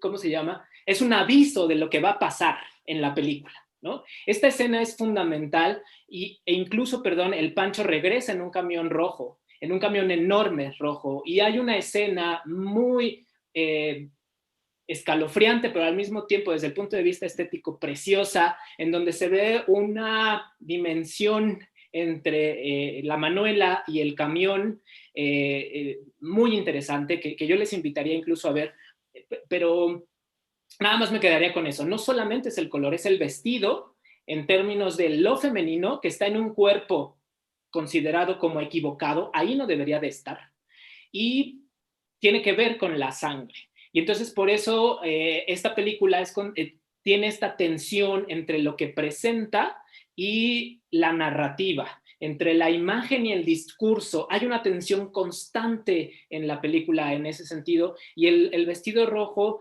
incluso si nosotros escuchamos, dice, yo no tengo hilo rojo.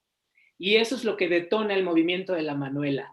Y cuando habla de yo no tengo hilo rojo, nos remite, y si nosotros vemos, no lo mencioné hace un momento, pero si vemos la pared, si vemos después el burdel donde viven, nos remite a la pobreza, pero además nos remite a este tejido, ¿no? Yo no tengo hilo rojo, y la Manuela se esfuerza en conseguir un hilo rojo más adelante para tejer, para bordar, para coser este vestido, porque ese vestido se lo rasgó el Pancho que está regresando. Es decir, yo no tengo cómo surcir esta herida, yo no tengo cómo surcir este miedo, yo no tengo cómo surcir esta memoria, ¿no? Y alguna otra cosa que nosotros trabajamos tiene que ver, estos documentos audiovisuales, estas narrativas, forman parte de la memoria de las mujeres trans. México es el segundo país de transfeminicidios, entonces no es gratuito esta metáfora, ¿no? A nivel mundial, vaya, México es el segundo país, seguido de Brasil, justamente, y bueno, en Latinoamérica, pues también es el segundo. Muchas gracias. No sé si respondí a la pregunta, pero no quiero contarles demasiado. Una de las personas que están en la sala quisiera hacer otra pregunta. De pronto, Joao. Sí, eu gostaria de fazer um comentário. Em Portugal, me compreende bem ou não? Ou é melhor em inglês? Em português, está bem. Ok. Sí, una de las más importantes conquistas en los últimos 20 o 30 años en Cognitive Science está relacionado a algo que é considerado uma epistemologia e uma ontologia pós-cartesiana, que significa precisamente o que está relacionado diretamente a uma ideia que é a cognição, os processos mentais não podem ser ou não devem ser investigados não é uma boa ideia que nos concentremos em las atividades que estão perdona, eu creio que é melhor em inglês. But the basic idea is that we should look for a different organization structures and principles of organization in terms of emotion, of culture, and materialities of technical artifacts and material technologies distributed around, not inside of my brain or not into my head, but distributed around in many different levels of descriptions. For example, considering our bodies in terms of something really important. I mean, in terms of an explanatory component, a primary explanatory component. So this is I would like just to point out that Cecilia's lectures and also Daniel are very aligned to this new trends in cognitive science, distributed cognitive science, trying to approach the body in terms of macro structure and, of course, in terms of in different levels of description, to consider what's happening when we are talking about mental processes and cognition in general. Sorry about my Portuñol, about my English also. We could go everything that you said. So, is there any other question for the presenter, Cecilia, Julieta, and Ben? Okay. I'm going to look for other questions in the WhatsApp and the Facebook, and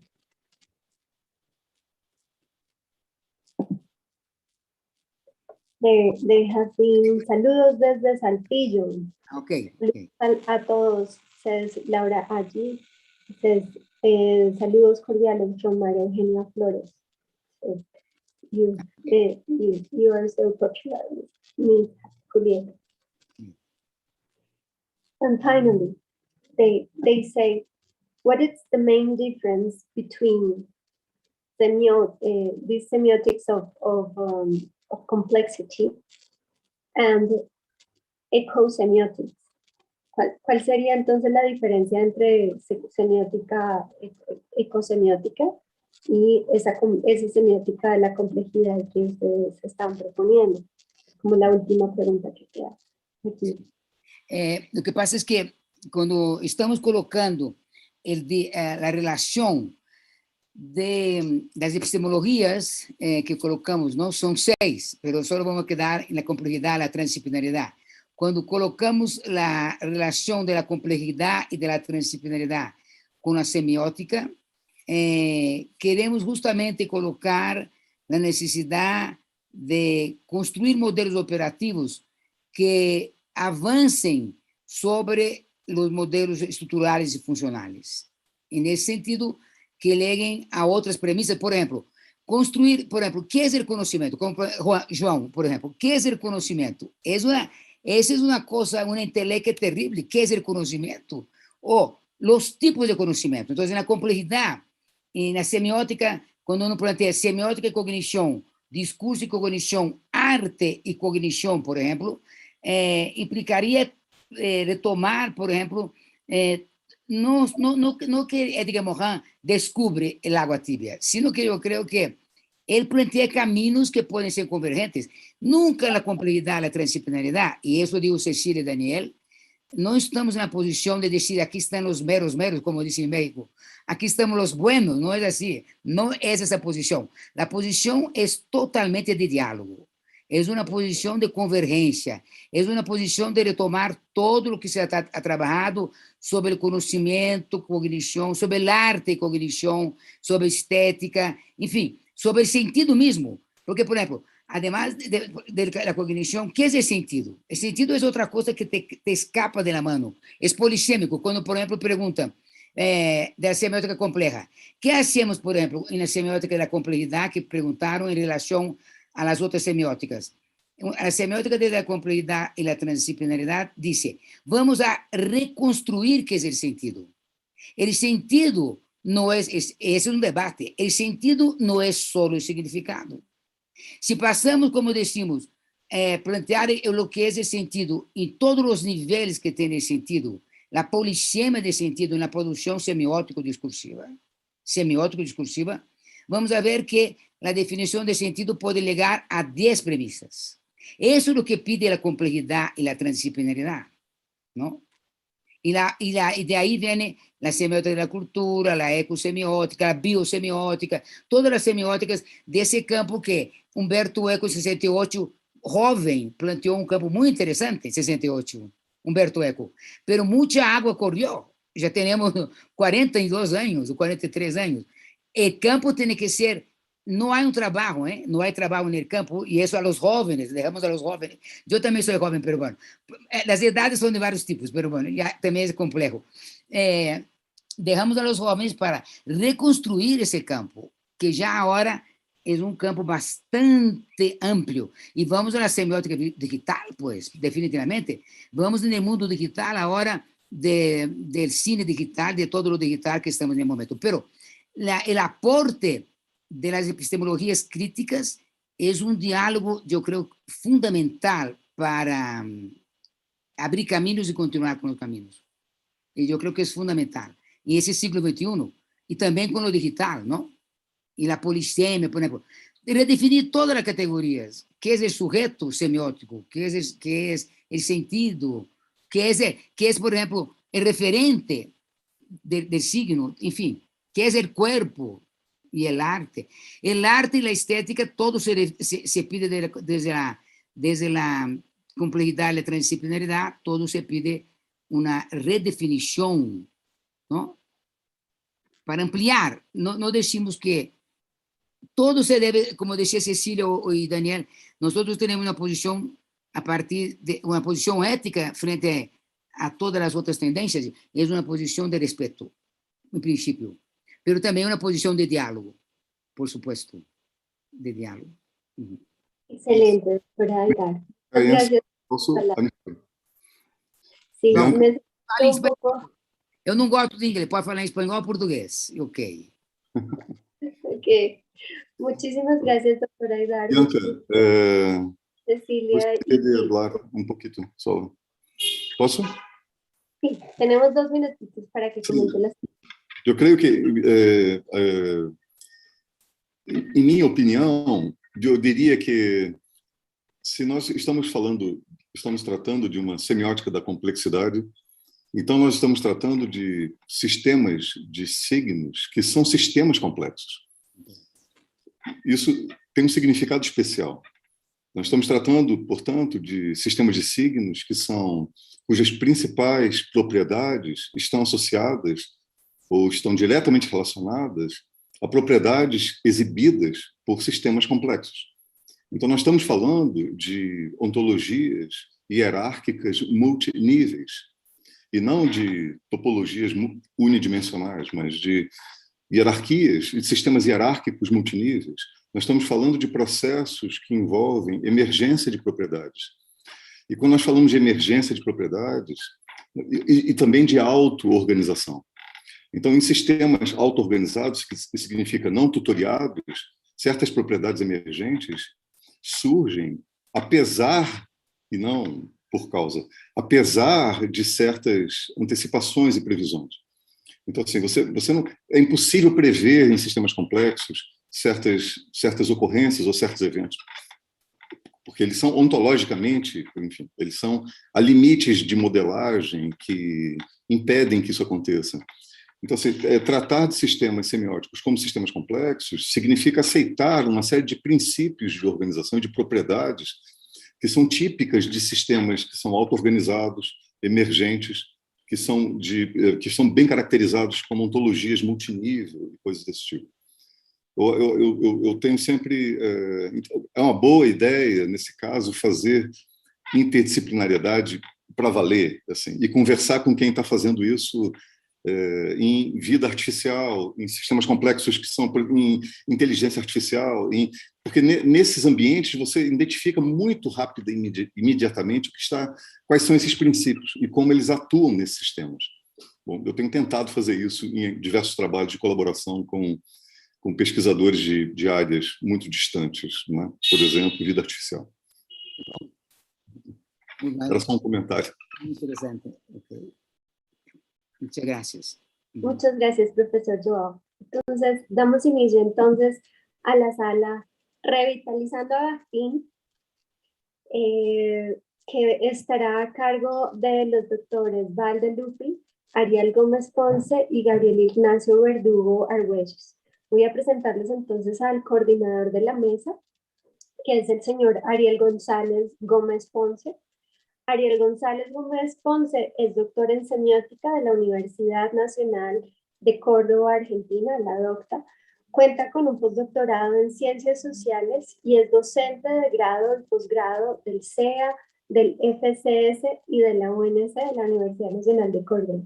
Publicó el libro Depredadores, Fronteras de lo Humano y Series de Televisión en el 2017 y junto con Pampa Arán, Frederick Jameson, una poética de las formas sociales, claves conceptuales en el 2020. En sus investigaciones se dedica al estudio de las subjetividades en la cultura popular desde una perspectiva materialista de la semiótica, usando a Lotman, Jameson y a Bakhtin. Entonces, con esto presento al profesor Ariel Gómez Ponce, que estará entonces coordinando la mesa. Hola, buenas tardes a todos. ¿Se me escucha bien ahí? Se te escucha perfectamente. Bueno. Bienvenido. Gracias ante todo por la participación y a Bianca especialmente un agradecimiento especial porque ha estado coordinando y ha estado resolviendo todas las inquietudes que hemos tenido, así que muchas gracias por su labor tan prolija y tan esmerada.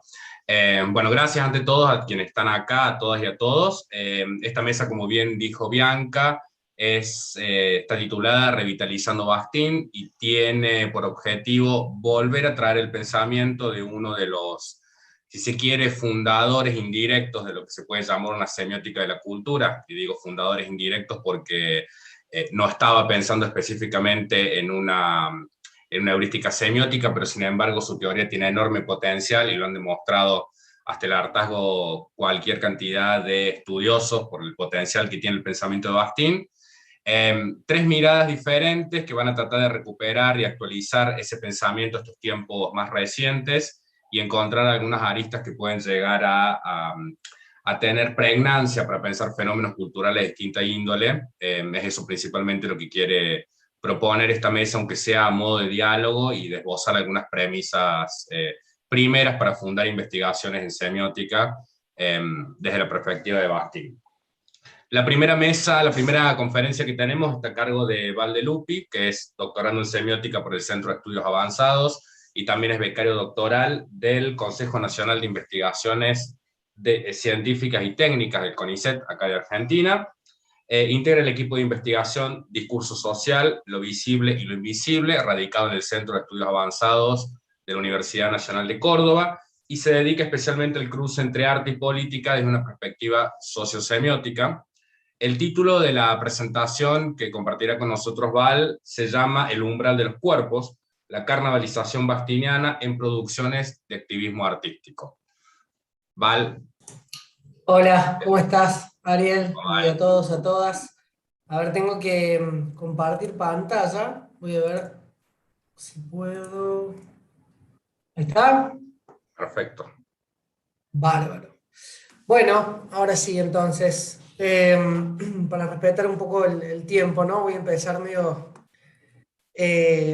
rápido, así no me excedo. Bueno, buenas tardes a todos, a todas. Como decía Ariel, es un placer para nosotros estar hoy acá, gracias a Bianca, a toda la organización, que ha sido muy prolija, y que nos ha permitido bueno, ver mesas muy interesantes los sábados anteriores, así que, y Así que bueno, muchas gracias, y particularmente esta mesa, ¿no? Revitalizar a Bakhtin, recuperar, volver, seguir pensando con el autor ruso, es una tarea que aquí en Córdoba, desde donde les hablo, en Argentina, se ha hecho bastante, y bueno, yo en realidad lo que voy a hacer es intentar hacer una reflexión sobre una de sus nociones, de sus conceptos, a modo de presentación, ¿no? En realidad nunca indagué sobre estos asuntos, los aclaro, sí sobre el pensamiento de Bakhtin, pero hace un tiempo empecé a trabajar sobre esto que podemos denominar activismo artístico, activismo creativo, así que bueno, vamos a ver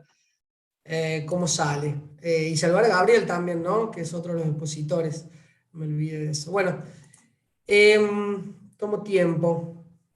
Como decía, mi trabajo se llama El umbral de los cuerpos, la carnalización baxtiniana en producción de activismo artístico. El objetivo es recuperar esta noción, así como está definida en el diccionario de Pamparán, cultura carnavalizada, ¿no? Para traerlo acá al presente, a la contemporaneidad, y reflexionar sobre algunas intervenciones de un grupo en particular de Barcelona del que ya les voy a contar. Si bien se conoce la noción, cuando decimos la cultura carnavalizada, la mayoría sabrá a qué nos referimos, pero para volver un poquito a recordar, y porque el público se renueva, me refiero por supuesto a ese análisis de Bakhtin, ¿no? Donde analiza los rasgos típicos de las formas rituales y los espectáculos cómicos, en ese hermoso libro que conocemos de la cultura popular en la Edad Media y el Renacimiento, en el contexto de François Rabelais, y este estudio sobre fiestas oficiales, bueno, y el carnaval popular, que dio bastante, digamos, de qué hablar, obviamente, y que en algún sentido, esto lo digo yo, no Bakhtin, lo que produce, digamos, cuando uno lee ese libro, ¿no? Es ver ciertos escenarios liminales, cierta espacio extracotidiano que él va analizando ahí en el carnaval popular, cierta inversión de la experiencia, cierta inversión jerárquica que se produce en esa fiesta, en ese espíritu carnavalesco, que es lo que a mí me interesa hoy recuperar, ¿no? No quiero, digamos, hacer transpolaciones, digamos, ingenuas, ni decir, bueno, esto que pensó Bakhtin en aquel momento puede ser pensado exactamente igual hoy, y el del ejemplo que voy a dar. Simplemente se trata de establecer, de trazar a un sistema de relaciones posible, justamente porque me parece productivo, es interesante recuperar estos conceptos para ponerlos también a funcionar en la contemporaneidad, ¿no? Y en ese sentido, como dice Pamparán, este problema de la cultura cómico-popular le permite a Bakhtin desarrollar una zona de su pensamiento intensamente semiótica que establece relaciones entre lo artístico, lo lingüístico y lo sociohistórico para construir una versión política, que es lo que me interesa al menos en este trabajo, de fenómenos discursivos que aparecen en la historia cultural como un largo proceso siempre renovado, ¿no? El fenómeno del carnaval no le corresponde exclusivamente al ámbito del arte, sino que ocupa un lugar fronterizo entre el arte y la vida misma, ¿no? En ese borde me interesa pararme también para pensar estos fenómenos contemporáneos artísticos y políticos, ¿no? Lo que me interesa, digamos, de esto que llamamos la cultura carnavalizada, y no tengo tanto tiempo para desarrollar, pero así rapidito, es justamente esa inversión topográfica, esa configuración de destronamientos y dobles paródicos que se produce, ¿no? Bueno, recordamos, ¿no?, cómo el bufón hacía del rey, o cómo se parodiaba a la autoridad sagrada, cómo el poder, por lo menos en ese tipo de poder, en ese momento estaba en los de a pie, en el pueblo, en esa posibilidad de invertir, ¿no? Esos lugares canónicos, históricos, ¿no? Produciendo una contaminación enlodada, una transgresión, y en ese sentido, bueno, se pone obviamente, se manifiesta también otra de las nociones, que es la idea de acto ético, en Bakhtin muy fuerte, claramente, que Ileana Diegues recupera, ¿no?, para vincular esta idea de cultura carnavalizada y acto ético, porque evidentemente todo acto artístico, ¿no?, sobre todo es un acto ético, dice Ileana Diegues. Entonces en el carnaval también se pone a jugar ahí toda una dimensión de lo ético, lo político, lo estético, ¿no? Y en ese sentido, bueno, también hago otra vinculación en el trabajo, que acá no voy a desarrollar por una cuestión de tiempo, pero que tiene que ver con algo que vengo pensando, que es esta propuesta de liminalidad, trabajada por Víctor Turner, que recupera Ileana Diegues en su libro Escenarios Liminales, y que es básicamente como Turner piensa ese espacio de liminalidad en ciertas comunidades, en ciertos rituales, ¿no? Que a mí me resuena mucho lo del carnaval baxtiniano, por supuesto de otras coordenadas, de otras cronotopías, pero que me parece que puede relacionarse, ¿no? Porque en un punto, esta inversión de la experiencia, este espacio extracotidiano, estos lugares de contaminación, de transgresión, aparecen tanto en eso que observa Bakhtin, en la cultura, en esa cultura popular, y en lo que observa Turner, en esos rituales, ¿no? De ciertas comunidades. Pero bueno, resumen bastante breve de esto de la cultura la cultura carnavalesca, perdón, para pensar un fenómeno contemporáneo que es el activismo artístico, un término bastante polémico, como decía al principio, conocido también como artivismo o activismo creativo. Básicamente, siguiendo a Longoni, uno podría decir que bueno, el activismo artístico ella lo entiende como un conjunto de producciones y acciones, muchas veces colectivas, que abrevan en recursos artísticos, con la voluntad de tomar posición e incidir de alguna forma en el territorio de lo político, ¿no? Conocemos bueno, muchos grupos, y con la pandemia sobre todo, en las redes y en la calle, siguieron apareciendo. De hecho, el año 2019 fue un año de fuertes movimientos de activismo artístico en distintos lugares del mundo, en Chile, en Líbano, en Argentina, en Francia, en Corea, bueno. Pero evidentemente es un fenómeno que tiene muchísimos años, ¿no? Particularmente desde donde desde donde les hablo, aquí en Córdoba, tiene una tradición de grupos de activismo artístico importantes, del año 80 en adelante, ¿sí? He analizado a varios de esos colectivos, pero particularmente para este trabajo, como iba a hablar del carnaval, me pareció importante ver algunas intervenciones, sobre todo dos, del colectivo En Medio, se llama así, ¿no? En Medio, de Barcelona. Vengo trabajando con casos mexicanos, chilenos y argentinos, pero quería también indagar en esta ocasión sobre este colectivo En Medio. Y en algún sentido este grupo surge como efecto de la crisis subprime, de la burbuja inmobiliaria post-2008, donde, bueno, España era un caos, recordamos que la crisis de la burbuja inmobiliaria, el desempleo, y bueno, toda una crisis económica importante azotaba España, y este grupo nace además por una insatisfacción, ¿no? Dicen ellos, lo cito, por la falta de conexiones entre el arte y la acción política, ¿sí? Y se propusieron abandonar su terreno habitual, dicen, ¿no? Nuestro terreno habitual de trabajo, que sería el taller o el museo, y situarnos en medio. Bueno, desde ahí en adelante, este colectivo En Medio ha realizado muchas intervenciones, ataques de psiquismo masivo, reflectante, discongreso, no somos números, pero yo me voy a centrar para poder seguir estableciendo alguna relación con esta noción baxtiniana en Fiesta en el INEM, ¿no? Y Fiesta Sierra Banquia. Dos construcciones discursivas carnavalescas, digo yo, ¿no? Que parafraseando un poco el grupo permitieron, digamos, salir de esa situación de parálisis y miedo, donde todo era solemne, donde el drama social se manifestaba tal cual, ¿no? Había artistas que ya ponían sobre relieve esa situación, pero pocos lo habían hecho a partir de un clima festivo, a partir de un clima, como veo, con ciertos rasgos, ¿no? Importantes hacer las salvedades correspondientes, carnavalescos, ¿no? Fiesta en el INEM es una intervención de 2009, donde el grupo interviene en una oficina de empleo, ¿no? Simbólicamente bueno, muy importante en ese momento las oficinas de empleo, por lo que estaba sucediendo, y en menos de 5 minutos de baile, ¿no? Porque eran también situaciones así bastante fugaces, produjeron esto que muestra la imagen, ¿no?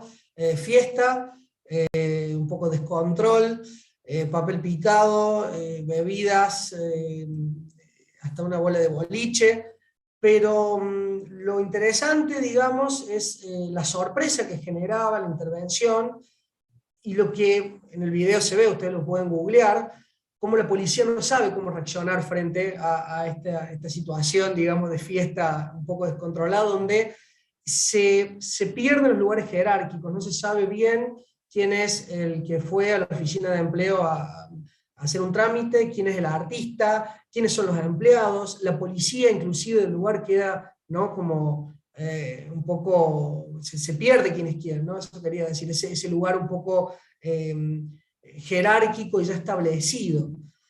Y después, por otro lado, Fiesta Bankia, ¿no? En el año 2012, cuando intervienen un banco, ellos lo que buscaban era justamente observar cuando se pararon en la puerta para ver cuándo una persona cerraba la cuenta de banco, ¿no?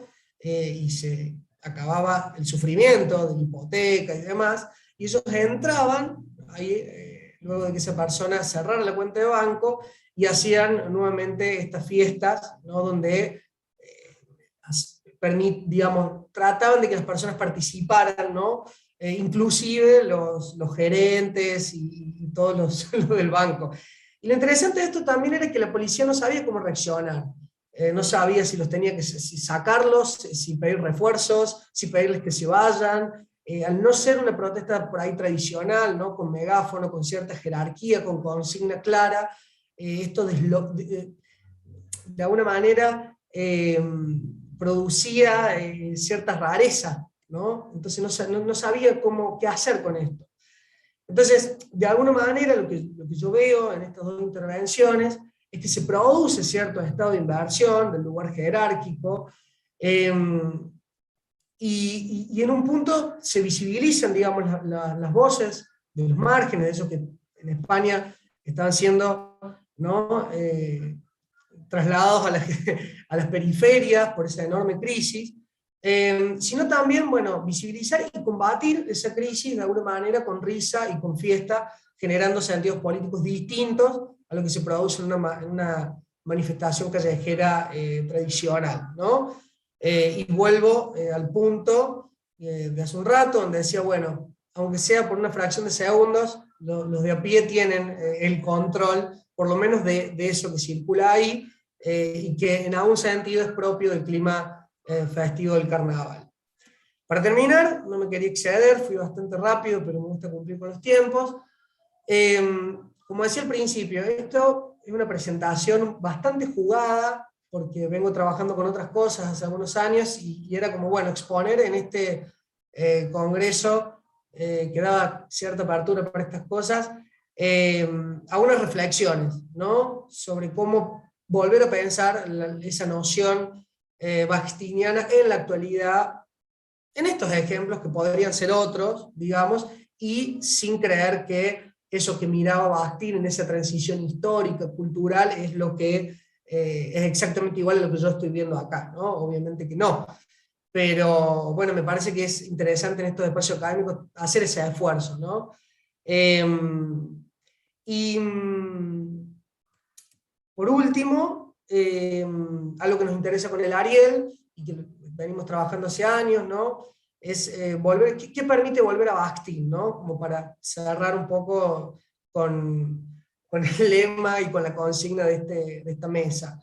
Entendiendo siempre, ¿no? La importancia de volver a Bakhtin, de esa potencia heurística, ¿no? Que permite comprender el mundo contemporáneo y sus signos epocales. Volver a Bakhtin, que siempre implica pensar en la cultura, en la vida, en el arte, la ética, la estética, la lingüística, la semiótica, y bueno, tantas otras cosas más, ¿no?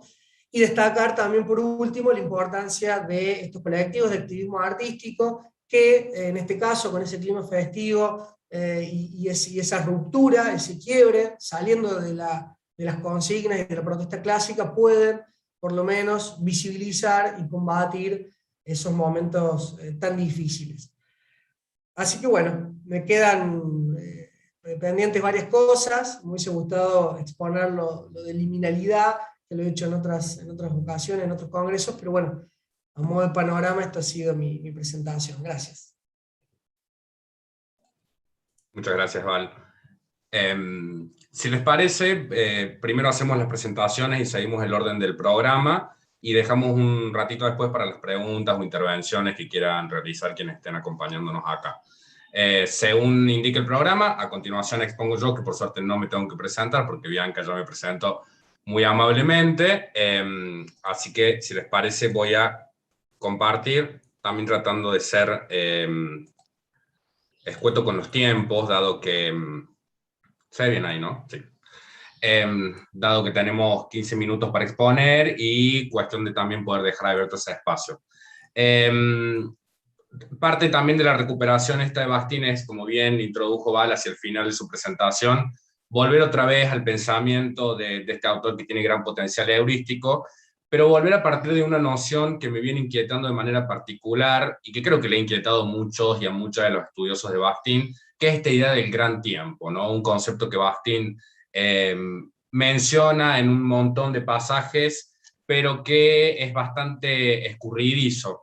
Por lo cual, parte del trabajo de lo que he estado indagando este año, que va a salir también en la compilación que va a resultar de este encuentro y que aquí voy a presentar de forma sucinta, tiene que ver con volver a revisar esta heurística bastiniana pensando en la noción del gran tiempo, tratar de acercar una definición de lo que Bastín pensaba como gran tiempo, y acá con bastante humildad, porque el concepto, como también el pensamiento de Bastín, es bastante complejo, es fragmentario, por la cantidad de apuntes que tiene inconclusos y por, digamos, la extensión que tiene en producción Bastín.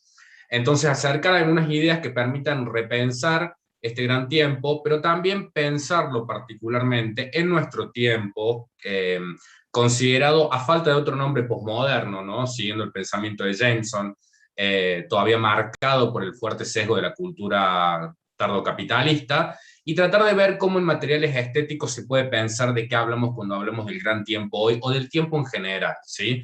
Y lo pienso en las series televisivas por varios motivos. Primero porque es el corpus de trabajo que hace ya varios años me vengo dedicando a estudiar, pero además porque creo, por la cantidad de difusión que tienen hoy, el modo que se han instalado en nuestra cotidianeidad, que las series televisivas son un lugar muy interesante para indagar qué están diciendo las culturas sobre sí mismas, ¿no? Entonces, en estos dos objetivos me voy a mover, primero haciendo una pequeña presentación de qué es lo que puedo llegar a entender del gran tiempo, y una segunda instancia bajando a materialidades concretas a series televisivas recientes que han tenido bastante difusión, particularmente en el tiempo de pandemia, ¿sí? Lo cual nos va a dar también una panorámica de cómo las sociedades están percibiendo en relación al tiempo. Hay una frase bastante particular de Bastín que dio en una entrevista hacia 1971, un poquito antes de que falleciera, donde habla del gran tiempo. Esta frase recuperada por Shepard en una entrevista inédita que creo que está dando vuelta en algunos idiomas, pero no está traducida al español. Dice Bastín: tengo un término, el gran tiempo. En el gran tiempo nunca nada pierde su significación. Homero, Esquilo, Sófocles y Sócrates, como todos los escritores y pensadores antiguos, permanecen con igual derecho en un gran tiempo. También Dostoyevsky está en un gran tiempo. Y es en este sentido que yo considero que nada muere, sino que todo es renovado. Con cada nuevo paso hacia adelante, nuestros pasos previos adquieren nuevos y adicionales sentidos. ¿Sí?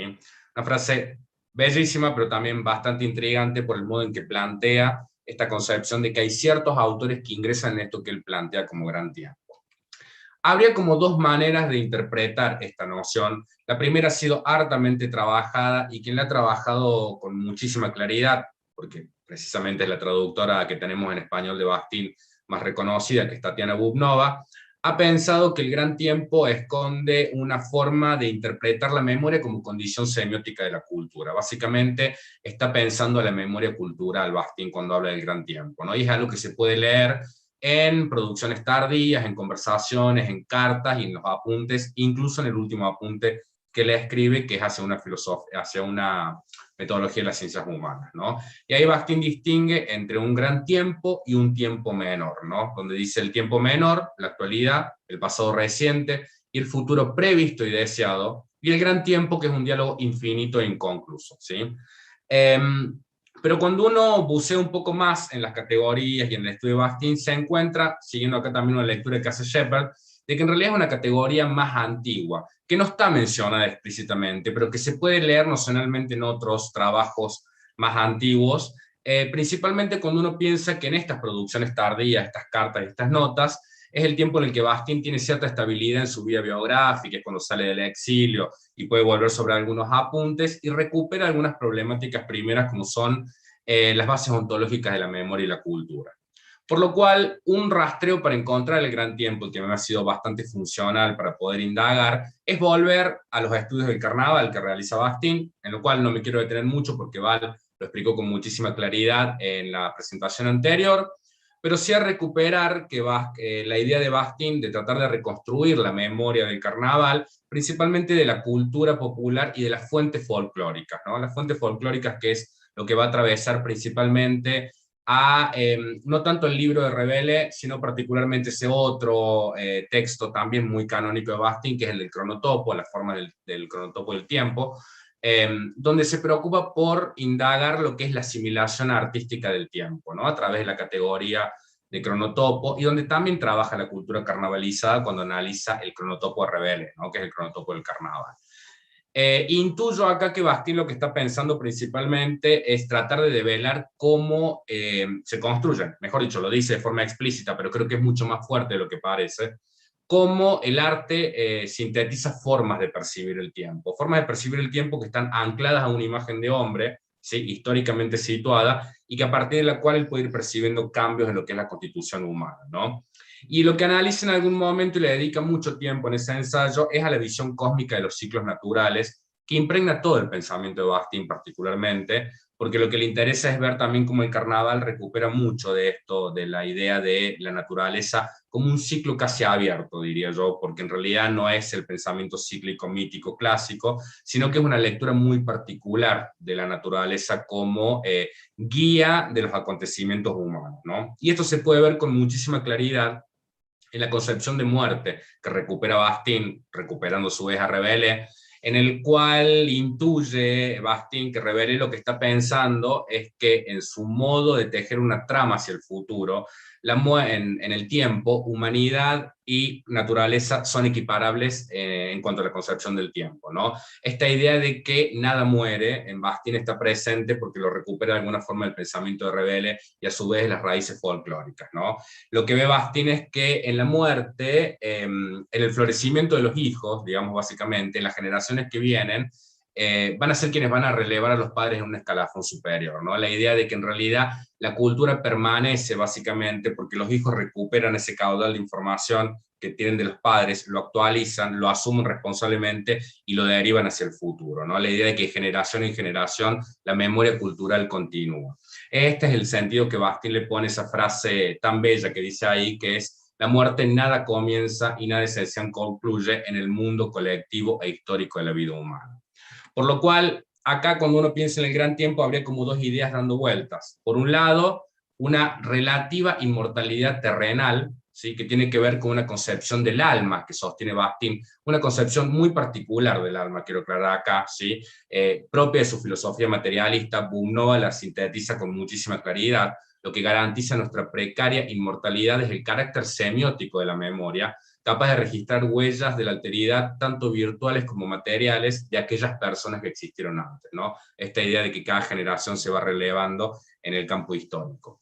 Y por otro lado, también el gran tiempo incluye una idea de plenitud del tiempo, que es básicamente, dentro del pensamiento de Bastien, para quien el hombre es pura temporalidad, es decir, tiene que asumir responsablemente su historia, es también asumir responsablemente el pasado y es también asumir una responsabilidad crítica hacia el futuro, ¿sí? Es capaz de salir del presente y mirar hacia atrás con crítica y hacia el futuro con un porvenir utópico y esperanzador. Por lo cual es una noción amplia en el pensamiento de Bastien. Pero es una noción que también permite bajar a materialidades concretas para pensar dinámicas puntuales del arte, ¿no? La pregunta que me hago acá es cómo es posible hoy pensar un gran tiempo cuando en realidad esa idea de naturaleza que se regenera es imposible de pensarlo hoy en día, más aún, y hace falta ver nomás lo que estamos viviendo con la pandemia, cuando la naturaleza está dando signos de agotamiento y de regeneración que es imposible, ¿no? Cuando nos está poniendo ante un estado de incertidumbre total. Y la segunda es cómo pensar esa plenitud temporal que quería Bastien hacia el pasado y hacia el futuro, cuando estamos en una época, si seguimos a Jameson, postmoderna, que sigue impacientemente la novedad, el discurrir efímero de la información, lo que básicamente es la cultura mediática en la que vivimos, ¿no? Por lo cual me parece que para pensar a ver qué posibilidad de gran tiempo tenemos hoy. Una forma de hacerlo es a través de lo que no es el gran tiempo, que Bastian también lo deslizó en su pensamiento, a partir de dos formas particulares, que son la inversión histórica y las formas escatológicas. Dos maneras que contradicen el gran tiempo, pero que permiten empezar a organizar, o que me permiten a mí, mejor dicho, empezar a organizar materiales heterogéneos, como son las series televisivas, más allá de sus diferencias genéricas, y ver cómo ellas aplican a una concepción particular del tiempo, ¿no? En contra de eso que Bastian hubiera pensado como el gran tiempo. La inversión histórica tiene que ver básicamente con la forma de... Se puede encontrar básicamente los viajes en el tiempo, que son muy comunes en las ficciones masivas, pero tiene que ver con un viaje en el tiempo que siempre se retorna a un pasado utópico, idílico, ¿no? Es decir, la vuelta al siglo de oro, todo tiempo pasado fue mejor, eso es para Bastian la inversión histórica, que hoy las series atravesadas por estas otras manifestaciones genéricas lo traducen en la ciencia ficción, en el terror, pero que básicamente todas aplican a la idea de que todo tiempo pasado fue mejor, ¿no? Y lo hacen de diferentes formas, y lo que es más interesante es que lo hacen a través de sujetos que no son excepcionales. No son grandes héroes épicos, como se lo pensaría, sino personas comunes y corrientes que en la vida cotidiana se agotan, no pueden seguir, se ha vuelto desolador de alguna manera o doloroso el presente por algún motivo, y empiezan a viajar en el tiempo para encontrar alguna salida, ¿sí? Se ve mucho esto en diferentes ficciones, se ve incluso ficciones que tratan de recuperar ese pasado perdido, como es lo que Jameson llama el siglo de oro de Estados Unidos, el pequeño siglo de oro, que es la vida suburbial, la época de los 60 y los 50, el sueño americano básicamente, o el lejano oeste, por ejemplo, que es otro de los lugares utópicos de Estados Unidos, si pensamos que muchas de estas ficciones provienen de la maquinaria estadounidense, pero también otras en las que van en la búsqueda de un amor perdido, del salir del hastío y del confort de la vida cotidiana, y que en realidad lo que están haciendo estas series, como dice, apropiándome de las palabras de Bastian, es, cuando habla de la inversión histórica, es definiéndola de forma sencilla, se puede decir que aquí se presenta como ya existente en el pasado, lo que en realidad puede o debe ser realizado solamente en el futuro, ¿sí? Encuentran en el pasado lo que debería estar en el futuro, básicamente. Dan vuelta el proceso histórico. La segunda tanda de ficciones que uno puede llegar a encontrar, y esta es la que me parece más productiva para pensar estos tiempos, son las formas escatológicas, que hoy básicamente las traducimos como las formas post-apocalípticas, ¿no? Que han invadido tiempo antes de que llegara la pandemia, pero que durante la pandemia consumimos mucho más todavía, ¿no? Y da la casualidad que dos de las series que tuvieron más éxito transcurrieron en plena pandemia, como son Dark, por ejemplo, o Loki, que se estrenó a principios de este año en Disney Plus, que son series que no hablan de la pandemia, no se dedican a la pandemia, y sin embargo están dando ciertos síntomas de lo que entendimos con el tiempo en la pandemia, ¿no? Son series que trabajan el fin de los tiempos, el apocalipsis, pero que van trabajando también a través de los viajes en el tiempo, y que uno puede sacar algunas conclusiones generales, que por supuesto acá las voy a dar de forma rápida y sin mucho detalle, pero están demostrando en común ciertas líneas de sentido. La primera es que el determinismo sigue imponiendo una hegemonía en la forma en la que pensamos la temporalidad, ¿no? El tiempo que avance irrevocablemente en línea recta, pero que además ese tiempo determinista constituye una forma de destino. Son sujetos que han nacido para cumplir tal o cual destino heroico muy a su pesar. En las dos series se ve con mucha claridad. La segunda es que es una temporalidad, por más viajes en el tiempo que tengan de pasado, presente, futuro, en pos de salvar el mundo de este apocalipsis, es un tiempo, como diría Bastian, extratemporal. Dice él, el martillo de los sucesos nada tritura y nada fragua, solo pone a prueba la solidez de un producto ya preparado que resiste a la prueba. Un tiempo fuera del tiempo sería para Bastian. Y lo que es más interesante en estas series, y que se repite en muchas series y en muchos textos de por sí, de la cultura masiva, películas y demás que trabajan el viaje en el tiempo, es que son sujetos que por más viajes que hagan a través de la temporalidad, pasado, presente y futuro, están atrapados en el tiempo, y más particularmente están atrapados en el presente, en aquel afecto que perdieron, aquel duelo amoroso, la pérdida del padre, digo, hay un montón de situaciones particulares en los personajes que lo que les hace es vivir una suerte de presente expandido. Viajan en el tiempo, pero su corazón, por decirlo metafóricamente, está puesto en el presente que abandonaron, ¿no? Y en este sentido, uno, siguiendo Bastian, lo que podría decir es que aquí el tiempo no tiene acontecimiento, que esto es lo que más le preocupaba a Bastian, un sujeto que no se hace cargo del pasado y del futuro y que no mira responsablemente la historia, y por eso parece como si estuviera detenido, ¿sí? Un presente expandido. Para cerrar, esto que fue apenas una revisión de algunas materialidades y del gran tiempo. Hay una preferencia muy fuerte en las materialidades artísticas actuales, e insisto, de la cultura de masas particularmente, lo que hoy llamaríamos la cultura popular, si lo traducimos en nuestros términos actuales, de mostrar estos personajes que viajan en ramas, en bucles, en diferentes dinámicas temporales, pero que en realidad se termina volviendo un tiempo casi claustrofóbico y a veces muy inquietante. La segunda que uno puede pensar a partir de acá es que en estos viajes, en esta continuación innecesaria del presente, como diría Bastian, lo que están mostrando es uno de los signos, si se quiere, postmodernos, que es el encarcelamiento en un presente perpetuo, que tiene que ver mucho con cómo nos ha instalado la sociedad mediática, con el discurrir de la información, la persecución impaciente de la novedad y un montón de características de esto que Jameson ha llamado un presente perpetuo, un presente que se estira. Un sujeto que no se responsabiliza del pasado y tampoco le interesa mucho el futuro.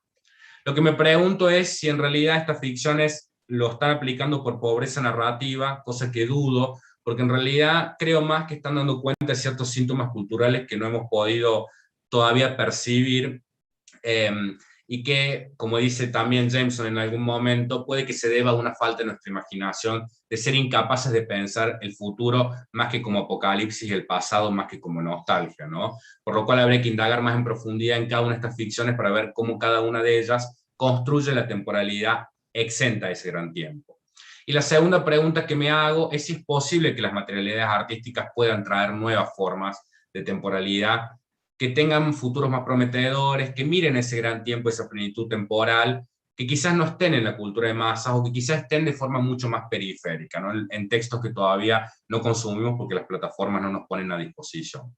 De todas formas, todas estas dinámicas y estas materialidades juegan con formas que están muy inscritas en la memoria cultural, las que Bastian supo percibir en las novelas griegas antiguas, siguen vigentes hasta el día de hoy, y en este sentido creo que da cuenta también de la idea de temporalidad de Bastian de gran tiempo, con una frase con la que termino y que fue la que concluyó el último apunte que escribiera Bastian, que es una de las más bellas frases que ha escrito Bastian: no existe nada muerto de una manera absoluta, cada sentido tendrá su fiesta de resurrección, problema del gran tiempo. Por lo cual creo que acá en este pensamiento, en esta idea de Bastian del gran tiempo, hay mucho potencial para poder pensar no solamente la temporalidad, sino también cómo las culturas resuelven a través de las materialidades artísticas las contradicciones que tienen con su propio tiempo, ¿sí? Y ahí concluyo la presentación y dejo después para preguntas para que podamos dialogar un rato una vez finalizada la mesa. Bien, si les parece, a continuación podemos pasar al otro compañero que estará junto con nosotros en esta mesa. Gabriel está conectado, ¿no? Sí. Sí, perfecto. Gabriel Ignacio Verduzco Argüelles es doctor en Filosofía con acentuación en Estudios de la Cultura por la Facultad de Filosofía y Letras de la Universidad Autónoma de Nuevo León. Es maestro investigador de la Universidad Autónoma de Coahuila, en la Facultad de Ciencia, Educación y Humanidades de la misma universidad. Es miembro del Sistema Nacional de Investigadores y forma parte del cuerpo académico Discursos, Semióticas y Lenguajes, Estudios de la Cultura en la Región, y se dedica al análisis del discurso y la semiótica visual. En esta mesa, también aplicando Bastian, pero esta vez con un diálogo de uno de los interlocutores principales que ha tenido Bastian, que es Yuri Lotman, va a plantear, según reza el título de la ponencia, relación entre semiosfera y cronotopo, una propuesta desde los sujetos. ¿Sí? Gabriel, ¿estás con nosotros? Gracias, sí, muy buenas tardes aquí en Buenas México. tardes, Gabriel. Buenas tardes a todos. Gracias por aceptar este trabajo. Espero compartir lo que quiero compartirles con ustedes, pues espero pueda ser de su interés. El trabajo que quiero presentarles tiene ya rato que he estado trabajando con él. Es sobre un análisis de espero que ahí lo puedan estar viendo. Es un análisis visual, discursivo visual de la Catedral de Saltillo, aquí en el noreste de México. Es un edificio que se construye hacia el año 1745 y se concluye en 1800 más o menos. Y bueno, la propuesta que yo estoy haciendo aquí es que se puede entender el conjunto arquitectónico de lo que ahora es la catedral aquí en Saltillo como un discurso complejo. Y uno de los elementos, que es el que traigo a colación aquí, pues tiene que ver con la parte precisamente de semiosfera y cronotopo, pero vista desde los sujetos, no tanto desde el edificio. Entonces, pues bueno, como les decía, este trabajo ya da, desde su perspectiva de complejidad en la que he venido abordándolo, ha requerido de diversos acercamientos, me ha obligado a ver la realidad de este complejo arquitectónico desde distintas perspectivas. Yo les pongo ahí en esta imagen un ejemplo, ¿no? Cómo se han encontrado elementos, pues obviamente que tienen que ver con la parte meramente estética, arquitectónica. Hemos revisado elementos religiosos, no deja de ser un edificio religioso, pero en el que está implicado también elementos de política, elementos que se pueden considerar desde la magia en un sentido así antropológico, cómo tiene huellas históricas de no solo y que nos conectan con otros elementos, no solo por los estilos arquitectónicos o la parte ornamental, etcétera, sino también por los sujetos que están involucrados, que han estado involucrados en ella. Para la ciudad de Saltillo es quizá el referente cultural más significativo que pueda haber, en la ciudad ha crecido mucho en los últimos 20 años, pero del año 2000 hacia atrás, desde cualquier lugar de la ciudad era visible el edificio de la catedral. Entonces es un punto de referente obligado para los habitantes, y eso tiene que ver con algo que se planteará aquí, ¿no? Entonces, desde esta complejidad que se reconoce del edificio, bueno, vienen unos presupuestos teóricos, como ahorita lo mencionaba el colega Ariel.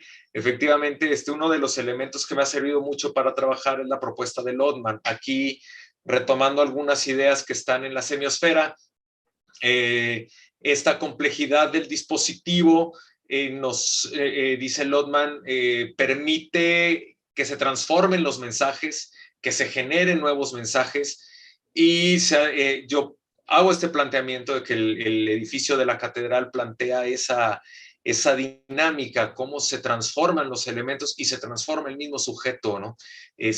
Cuando cruza ese umbral, ¿no? De lo que implicaría la idea del espacio-tiempo sagrado al espacio-tiempo, entre comillas, profano, ¿no? Como les decía yo, es un edificio que se concluye para 1800, y entonces, siguiendo a Lodman, ha trascendido al código que lo generó.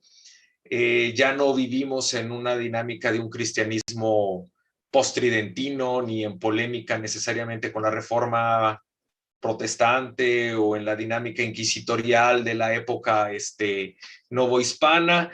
Sí, y sin embargo permanece, ¿no? Ha cambiado su entorno, han cambiado los edificios que están a su alrededor, y permanece el edificio de la catedral. Entonces, al mismo tiempo, este contenido, como dice ahí, es polivalente, pero es a la vez difuso, y entonces parte de estos acercamientos intentarán también ayudarnos a reconocerlos con la novedad de nuestro tiempo, ¿no?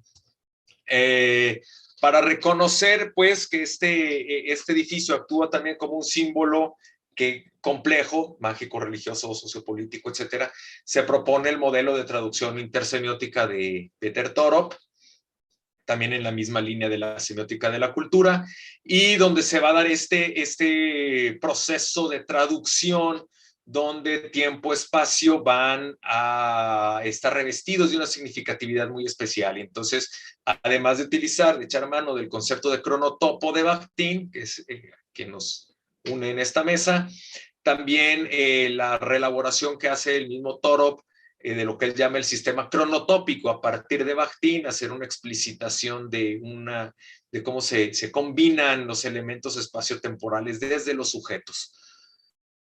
Bien, entonces por intersemiosis, a partir del planteamiento que hace Toro, yo retomo esta idea de cómo una cultura dada traduce discursos de otros sistemas sígnicos y culturales y los hace propios. Yo aquí pongo este esquema, ¿no? Una cultura dada A y una cultura dada B intercambian, ¿no? Están en contacto, y hay elementos, como serían aquí los que están entre las formas y los colores, que pueden ser, si no idénticos, sí muy parecidos y que son de fácil identificación entre dos culturas diferentes, pero hay otros que resultan distintos, que resultan, como dice allí, amorfos, y ese sentido que no se reconoce, que resulta difuso, lo que se denomina irregularidad semiótica,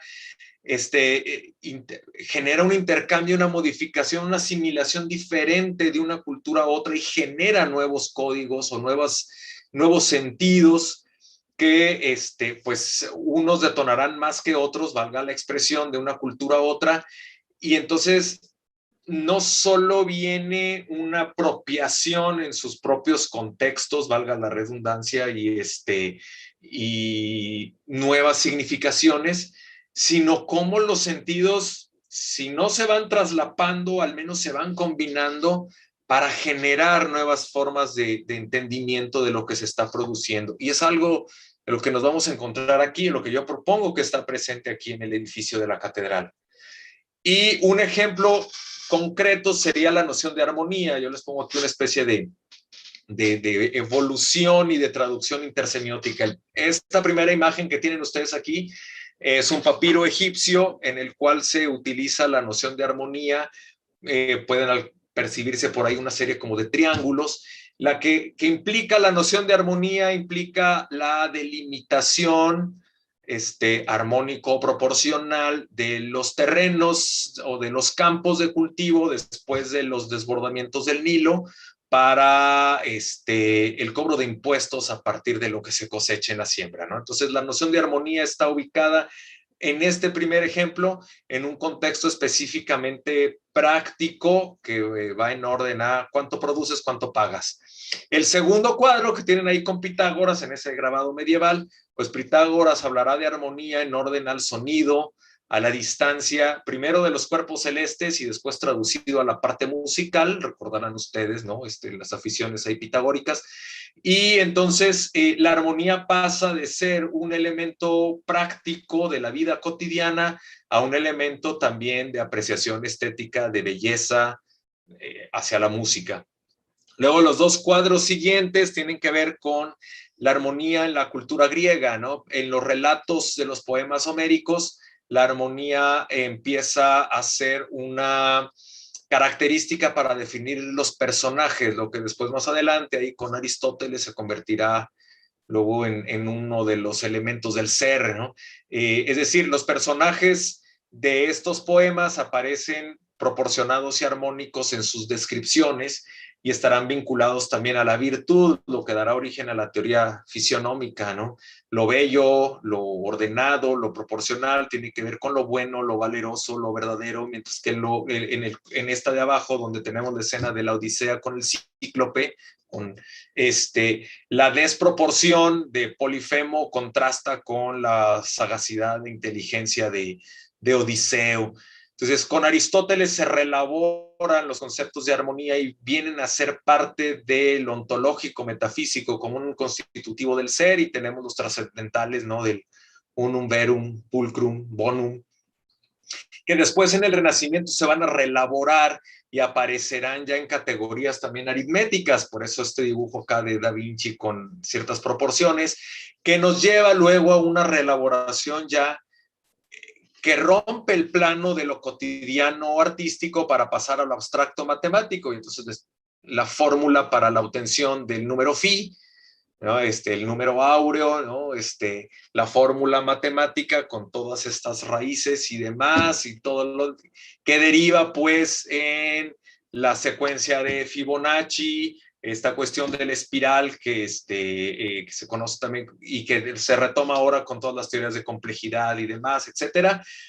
Entonces, vean cómo se va transformando, se va traduciendo la noción de armonía desde una cuestión meramente práctica, como era la medida de terrenos, a una fórmula aritmética, a su síntesis con la letra phi, que representará el 1.62, etcétera, ¿no? Entonces, esa traducción luego viene una nueva, vamos a llamarlo así, una nueva traducción, volumétrica, armónica, estética, arquitectónica, que será el edificio de la catedral, y aquí les pongo el ejemplo. En esta fotografía, esta es la fachada de la Catedral de Saltillo. Lo que tienen aquí que dice 26 metros es la fachada propiamente del templo de lo que es la catedral, que tiene una medida de 26 metros de frente, y lo que tiene aquí a un lado era la capilla, una capilla anterior al templo que ahora es la catedral, se llama Capilla del Santo Cristo, que mide 16 metros. La proporción entre estas dos es de 1.6, si se hace el ejercicio ahí aritmético, el número phi. Entonces, el edificio, dice ahí, es un complejo armónico, aritmética y geométricamente, como sería el ejemplo de las medidas, pero es también esta armonía de lo estético que se vuelve una armonía simbólica porque representa la armonía de la creación, la armonía de Dios, la perfección, pero viene también el discurso sociopolítico desde esta noción de armonía, como entonces, en un contexto de polémica religiosa con las iglesias protestantes o con los judaizantes, estamos hablando de la época colonial, viene a ser, esta es la verdadera religión, Dios ha constituido a nuestro rey como rey y por lo tanto, pues estamos obligados a obedecer toda esta dinámica de toda esta cuestión política, colonial, etcétera, ¿no? Entonces, está encerrado de una manera y va a depender de la perspectiva que le demos, ¿no? Ahora, ¿qué tiene que ver el cronotopo? Bueno, yo denomino aquí esta idea de cronotopía, en el sentido, bueno, aquí la cita de Bakhtin, ¿no? La conexión esencial de relaciones temporales y espaciales. No olvidar, Bakhtin nos lo pasa de una lectura de la teoría de la relatividad de Einstein, y entonces eso vuelve mucho más complejo el concepto, ¿no? Esta cuestión de espacio-tiempo como dos caras de una misma realidad o dos dimensiones de una misma situación que vivimos como seres humanos. Y luego viene esta cita de Alejos donde nos dice, así como la relatividad de la significación lingüística al anclarla a la realidad social se vuelve una realidad concreta, llena de sentido y definible espacio-temporalmente. Desde esta doble percepción, entonces, viene el planteamiento hacia lo que tiene que ver con la catedral. Y este es el sistema cronotópico que plantea Torok. Entonces, vean, está dividido en 3 columnas y 3 filas, ¿no? Entonces, la columna que tenemos, bueno, a mi izquierda, a la izquierda de su pantalla, sería la parte referida a lo real. El extremo derecho sería la parte conceptual, ideacional, mientras que la parte del centro es la persona o el sujeto. Entonces, el sujeto es el que está jalonando de uno y otro lado, el de izquierda a derecha, ¿no? Esta idea de la realidad metafísica, conceptualizada, pero al mismo tiempo con la realidad topográfica. Entonces, estos se combinan en el sujeto, que es el que a final de cuentas asume subjetivamente el tiempo. En la segunda línea tenemos igual la parte del tiempo, pero vinculado a esta idea del tiempo lineal en lo real, a la izquierda, con el tiempo mitológico, esta idea de los tiempos cíclicos, que estaría en la parte de la derecha. En la tercera línea tendríamos el espacio concreto, en la izquierda el espacio mental a la derecha, el imaginario, y al centro el espacio subjetivo. Y finalmente, Estamos bueno... a 5 minutos. Gracias. Estamos a 5 minutos de comenzar la siguiente mesa. Entonces, esto pasa al esquema del sujeto. En el número 1 yo coloco al devoto, al sujeto devoto que asiste al templo. En el número 2 yo pondría al habitante del Saltillo del siglo XVIII, el que le toca la construcción del edificio, y al centro pongo al maestro de obras que dirige la construcción, o a los maestros de obras que dirigen la construcción. Entonces, de una u otra manera, estos tres comparten hacia el siglo XVIII, en la segunda mitad del siglo XVIII, una misma dimensión espacio-temporal, pero la viven diferente. No es lo mismo el maestro de obra, que comprende la parte geométrica, aritmética, al solo habitante del Saltillo, indígena o español, o al devoto que viene incluso fuera de la ciudad. Viven de manera diferente el espacio y el tiempo que se vive fuera y dentro del templo, sobre todo.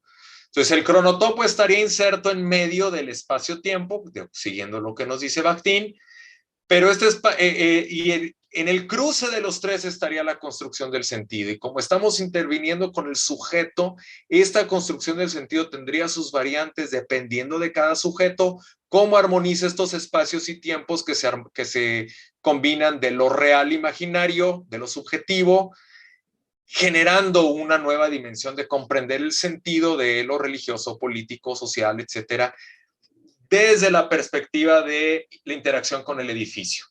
Y finalmente tendríamos todo esto referido desde la dinámica del lenguaje, donde a final de cuentas el tiempo también se vuelve una categoría descrita o hablada, valga la expresión, con categorías lingüísticas, donde entonces se nos vuelve todavía mucho más complejo el asunto de hablar de qué es presente, qué es pasado, desde todas estas dimensiones, ¿no? Y entonces cierro con el triángulo de Penrose. Tendríamos estas tres dimensiones que no podemos quitar una sin desarmar el triángulo, ¿no? Y de una u otra manera, una y otra se implican entre sí las tres de tal manera que son simultáneas en el sujeto, en el espacio, en el tiempo, ¿no? Bueno, finalmente ese sería el final. Con esto termino. Queda nada más ahí, bueno, en medio de todo esto quedaría la intersemiosis que ya habíamos referido, cómo se está, entenderlo de manera dinámica y no estática, ¿verdad? Bien, pues muchas gracias. Termino con esto.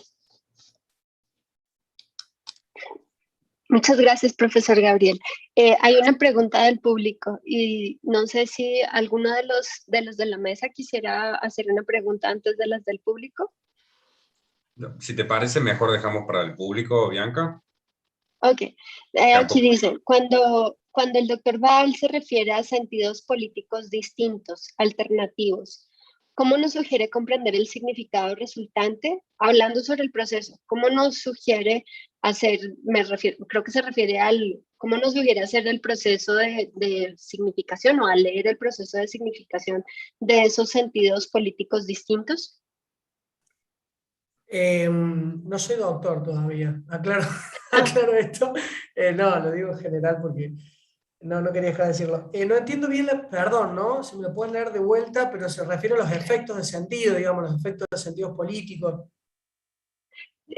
Cuando Val se refiere a los sentidos políticos distintos, alternativos, ¿cómo nos sugiere comprender el significado resultante? ¿Cuál sería ese proceso para llegar a esa semiosis? Y bueno, el kit de la cuestión, digamos, ¿no? Cuando uno se para en producción, yo también pensaba eso, digamos, pero no sabría qué contestar esa pregunta, sinceramente. Sí, no lo había, digamos, me parece muy amplio, muy largo, que nos llevaría bastante tiempo y que tiene que ver con una dimensión de lo político y de lo estético, a lo rancier, digamos, que nos llevaría por otro lado. Yo pienso, de todas maneras,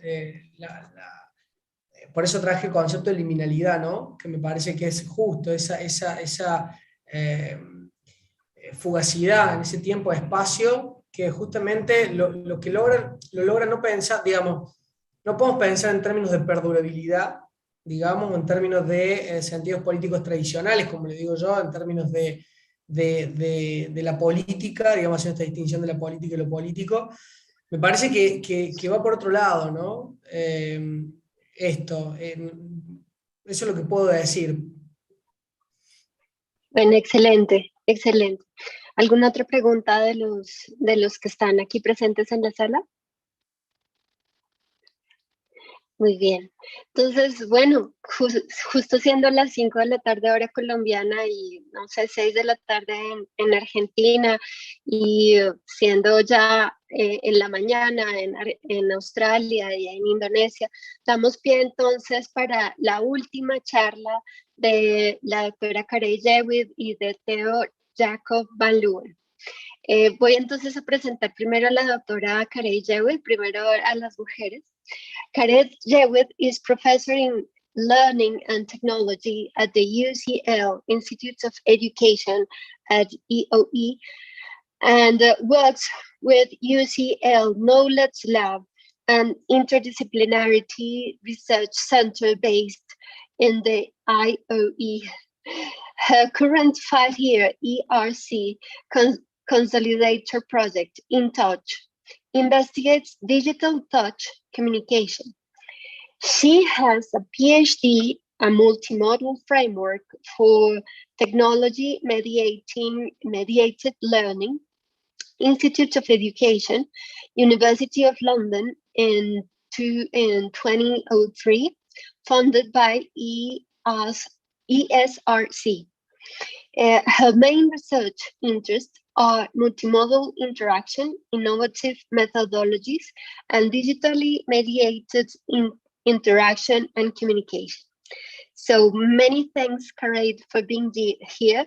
I don't know if you are both going to present at the same time. Maybe you want me to present Theo Jacob Van Leeuwen as well.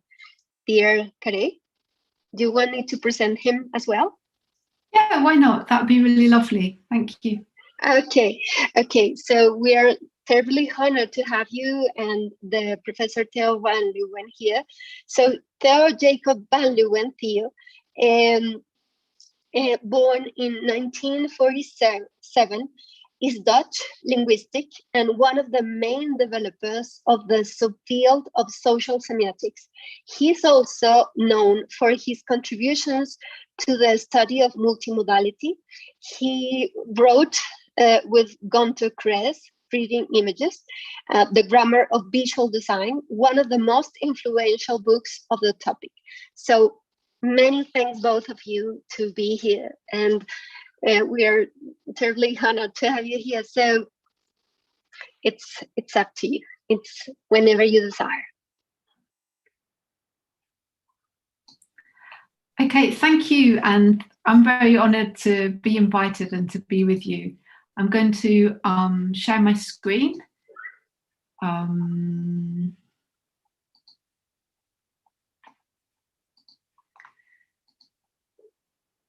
just...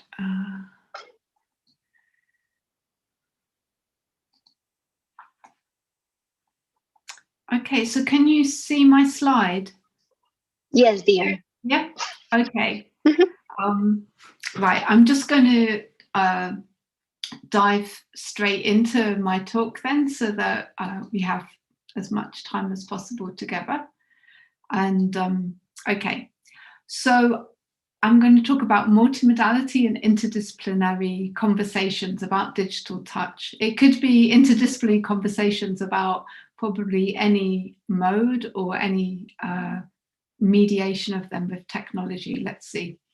So multimodality is concerned with this dynamic character of the semiotic terrain of meaning making. And my work is really exploring the place of technology in that process. And most recently, I've been researching how emergent digital touch technologies are shaping what counts as touch and what touch comes to mean. And that's led me to have lots of interdisciplinary conversations with designers, computer scientists, and differently so with different types of artists. And that's raised a challenge for me around how to bring multimodal social semiotics, so building differently on the work of Gunter and Theo, who I get to listen to in a minute. So, and to how to bring multimodality into conversation with other disciplinary methods. And that's what I'm going to focus on now. So for me then, multimodality is interesting because it can account for different means of making meaning and how these are integrated into a multimodal whole. So it's focused on understanding the fundamental social features of meaning in which each mode realizes the social meanings of a community, and where each mode has a kind of distinctive, different offer in terms of its materiality and the histories of its social use. So in terms of the semiotic resources that it makes available and the principles and ways in which they're used. So multimodality search for broad semiotic principles and features does three things which are of interest to me in my work, which is it can use it to identify and describe the modes and semiotic resources that are available in a given situation. We can use multimodality to explore how people use them and interrogate the choices that they make and what motivates those choices, and how the social context that they're in shape those choices. So, and for me, all of that as well with multimodality around contributing to understanding the development of new semiotic resources and the new uses of existing resources. And so over the past 5 years, when I've been exploring digital touch, my work's been shaped by all of these three possibilities of multimodality, but with a particular focus on the last one, that is on a focus on mapping the terrain of how the digital is remediating the semiotic features of touch. And so those concerns listed here really resonate with the people, the computer scientists and the designers who are creating this new digital landscape for us, or with us. And so working as part of an interdisciplinary team, I've been mapping the terrain of digital touch through a series of 12 case studies, which are shown on this slide and the next, so 6 on this one. And in addition to exploring the multimodal discourses of touch, like in the news and socio-technical imaginaries of remote personal touch, we've honed in on specific advanced touch technologies grounded in social contexts where touch matters, where touch is at stake. So robotic touch in the industrial workplace, for example, biosensing, wearable technologies in the context of parenting. So these case studies ask how existing semiotic resources of touch are being newly shaped by the digital, and how and when these are taken up, and explore the social implications of this basically shifting semiotic regimes of touch in contemporary society. And the changes in the social and therefore the semiotic landscape require new ways of thinking and new understandings of semiotics. And that's what multimodality is all about, I guess, which is going beyond the empirical boundaries of linguistics. And this questioning of, the division of labour among the disciplines traditionally focused on meaning making, so linguistics and speech and writing, semiotics of image and film, musicology on music, and so on. So multimodality, is always pushing us to develop theories and methods that can account for the ways in which modes and media are used to produce meaning, and many of those ways are not well accounted for. And my work with my team is exploring human social interaction as it's digitally mediated through this multimodal and multidisciplinary lens. So over the past year in the In Touch project, with a focus on touch, that's involved collaborations with interactive digital artists, computer scientists, engineers, so building things to explore touch, performance artists, making performances, working with choreographers and dancers, and working with designers to kind of create these emergent environments as a way of exploring what touch can be. So the interdisciplinary and exploratory methodological stance that I'm working with brings together concepts and methods for multimodality from sensory ethnography or sensory studies and from art and design based methods in an effort, I guess, because trying to respond to this emergent, dynamic and ever closer relationship between the social semiotic resources of touch as a mode, the sensory and the kind of affective experimental features of touch. And at the kind of face of emergent touch technologies, all of those things are pretty much in flux. And so that this methodological combination enables us to interrogate touch at different scales of attention and to provide this rich textured social account of touch. And so we've been using methods traditionally, or associated with multimodality and more generally qualitative analysis, such as observation, well, mainly observation, also textual analysis of objects. But we've also been combining multimodality with design methods, including speculative fictions, rapid prototyping, cultural probes, and with performance as research as a method. And using 3 of the case studies, I'm going to give you a really quick whirlwind tour, I guess, or a quick sense of what this approach looks like in action. So first then, virtual touch, the virtual touch case study. So this included a study, well, it had lots of different components, but the one I'll talk about now is a study of people's experiences of VR. And so what we did was map the semiotic resources of touch and ask what counts for the participants in the study, what counts as touch in this VR space. So we examined how people used the resources of 2 different games, the choices that they made around how they use these within the constraints of the games, the choices they made, the things they noticed, what motivated them, and we explored how they experienced touch in that environment, what they thought touch was. So that, but the study highlighted a big difficulty of describing and observing touch experiences from a multimodal standpoint alone. So we collected video data, that's still shown here, of each of the participants' VR experiences. And we were guided by the concepts of semiotic resource, materiality, and we generated a descriptive account of their modal interaction, including their body postures, bodily reactions, movement, reactions to touch moments in the VR environment, types of touch, touch actions, touch practices, what they touched, what they didn't touch.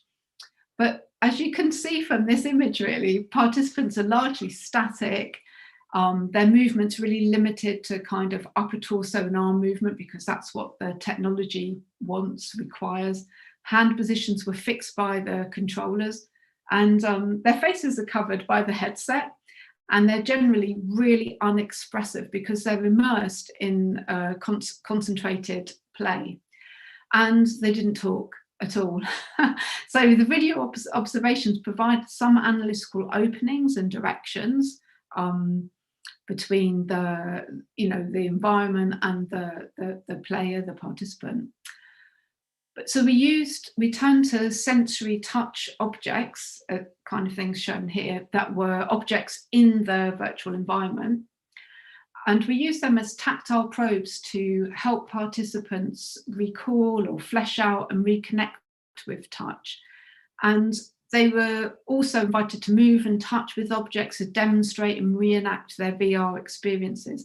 And that method helped to generate an understanding of the participants' sensory world and hone in on their experience of touch in these spaces. So first off, we developed a set of themes from the observational data. Then we explored and expanded them through the interview data. And third, we used the interviews to revisit and review the video observational data. And that iterative analytical process was really valuable for us because it brought together the participants' semiotic actions, their reflections and their experiential sensory experience into an intimate analytical dialogue. And if you're interested in terms of the findings, the work's published in Discourse, Context and Media, and in a journal called Virtual Reality. So while the previous case study focused on virtual digital mediation of a specific kind of touch, the case study around biosensing and touch, which was situated in the context of parenting, really approached parent-baby touch through a more dispersed concept of touch landscapes and trajectories. And we asked questions like, how do emergent smart baby monitors, which use biosensing, which are on the baby's body, how do they remediate parent-baby touch, or do they? And in what ways do they shape the notion of connection and parental knowledge or interpretation of babies' bodies? And how does that influence the formation of parent-baby subjectivities? So alongside a multimodal social semiotic analysis of the device, the owlet, monitoring device itself, we conducted interviews with the design team, talk aloud interaction walkthroughs with the device, at focus groups with parents, but we also used video reenactments through family home experiences, and here's some images from one of those visits. And we used them to capture the baby's bedtime routine, which is a really important moment in parent-baby touch. And we asked participants to walk, talk, and show us, feel us through the bedtime routine to create a route into their kind of touch practices. So together, multimodality and sensory ethnography together facilitated this exploration of touch through touching.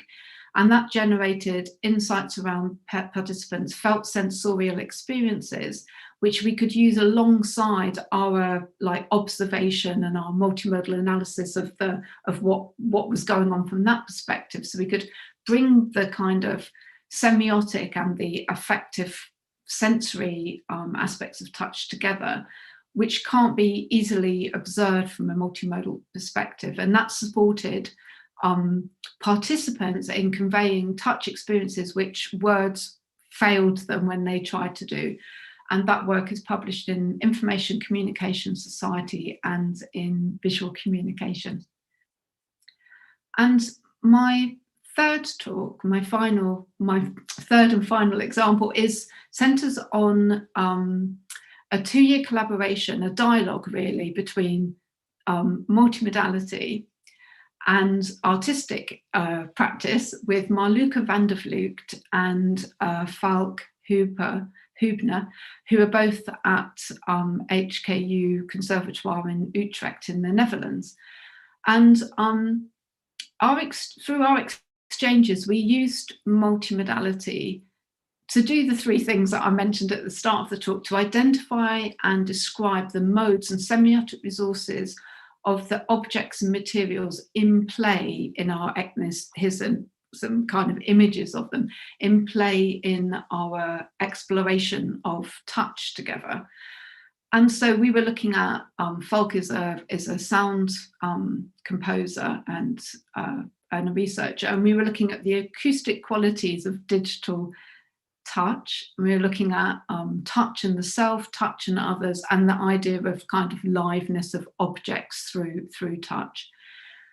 And we were exploring how people use these, what kinds of practices and technologies, touch rituals, norms around touch, memories, imaginations, and affect. And we were using multimodality to document our collaboration between 2 artists and me as a social researcher. And so multimodality, the multimodal analysis of all of these kinds of materials circulating in the studio, provided a basis for a collaboratively devised interactive performance experiment called Thresholds of Touch. And what that we were trying to do there was create this different kind of environment to explore touch with participants, because touch is really hard to research. It's hard for participants to access, you know, their touch experiences. We have this really limited vocabulary for talking about touch. So throughout the work, we're trying to generate vocabularies as well around touch. And our methods, even within multimodality and semiotics, are very underdeveloped for researching touch. Touch is pretty neglected. So I'm just going to kind of give you a quick tour of some moments in the performance experiment to give you a sense of that space. So it took place just before lockdown in January 2020. We described it as a tactile preparation chamber, like the zero gravity chambers that astronauts are in, and to prepare for space. And as participants entered the space, which was a theatre studio, they could hear Falk. You can see him on the screen here, playing through touch a set of capacitive wire curtains that we'd made, or objects we'd made. So that he produced through touch a improvised performance, and the conductive wire was kind of connected through to his sounds made by touching everyday materials, so walking through dried leaves, scraping a spoon on a porcelain tile, and so bringing the multimodal physicality of sound, touch as sound, to the performance, and that prompted memories and new questions about sound and touch throughout. Touch rituals that we'd explored were woven into the performance. For instance, hand washing. One by one, participants were invited up to have their hands washed and dried, and the invitation was intimate, it was personal, it was very performative, and participants spoke later of watching each other, knowing they were being watched, and this created a kind of research, reflective space that prompted an awareness of their own body and others, focused on touch, things that they hadn't thought about, many of them said. And having moved from being touched in the hand washing and touching others and then themselves, Marluka invited participants to place their hands in their lap, and they were given an object was placed in their hands, which had different kind of materials and physical sensations that they then asked to engage with. And this was a surprise to many of the participants, that it sparked dialogues about touch and emotion and, you know, their cultural relationships to touch. And the second part of the performance, just quickly, was an exploratory workshop which used a range of multimodal resources, or invited participants to use a range of multimodal resources to try and process and reflect on their experience of the performance itself in the first part. And that we worked with some of the resources throughout the performance, like the hand washing, and kind of remade them into this space. And these multimodal resources enabled the participants, it gave them many ways to reflect on their experience, and it generated a whole range of multimodal texts, which we're currently analysing. So some of those were enabling participants to use bodily imprinting and reenacting, for example, led to the expression of personal narratives and memories of touch, which I from interviews I've done around touch, I don't think we would have got from a straightforward interview. So, okay, my presentation's just collapsed, so I'll just stop sharing, hang on. I use the opportunity to tell you that you have just 6 minutes left. That's fine. I'll just see if I can get that back up. I think I can. And I'll just,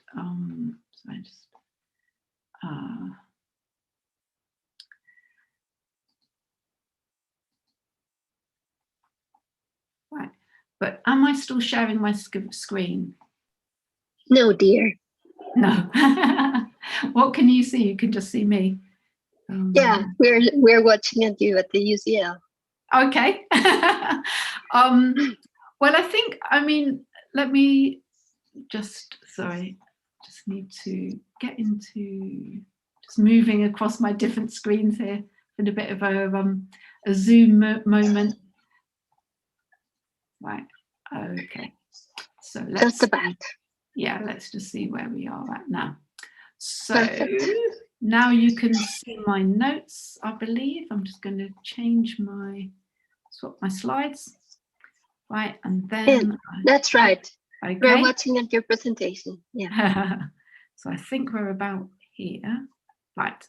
So this, yeah, basically in this example, then I found this participant at the hand washing station, and her hands were covered in charcoal because she'd been drawing with charcoal. Oh, doesn't like my video. Okay. Yeah, seems like the video. The video is the problem. Sharing. Yeah, okay.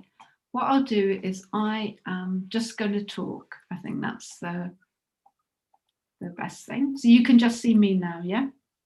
Yeah. Yeah, okay, well, just stick with me.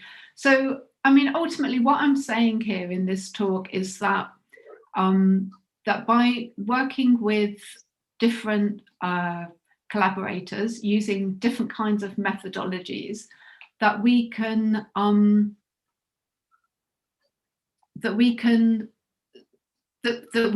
of broaden the methodologies that we bring multimodality to, and that can generate different kinds of multimodal texts that like the video that I was trying to show you, and the kinds of texts that people made through the workshop to do with this performance.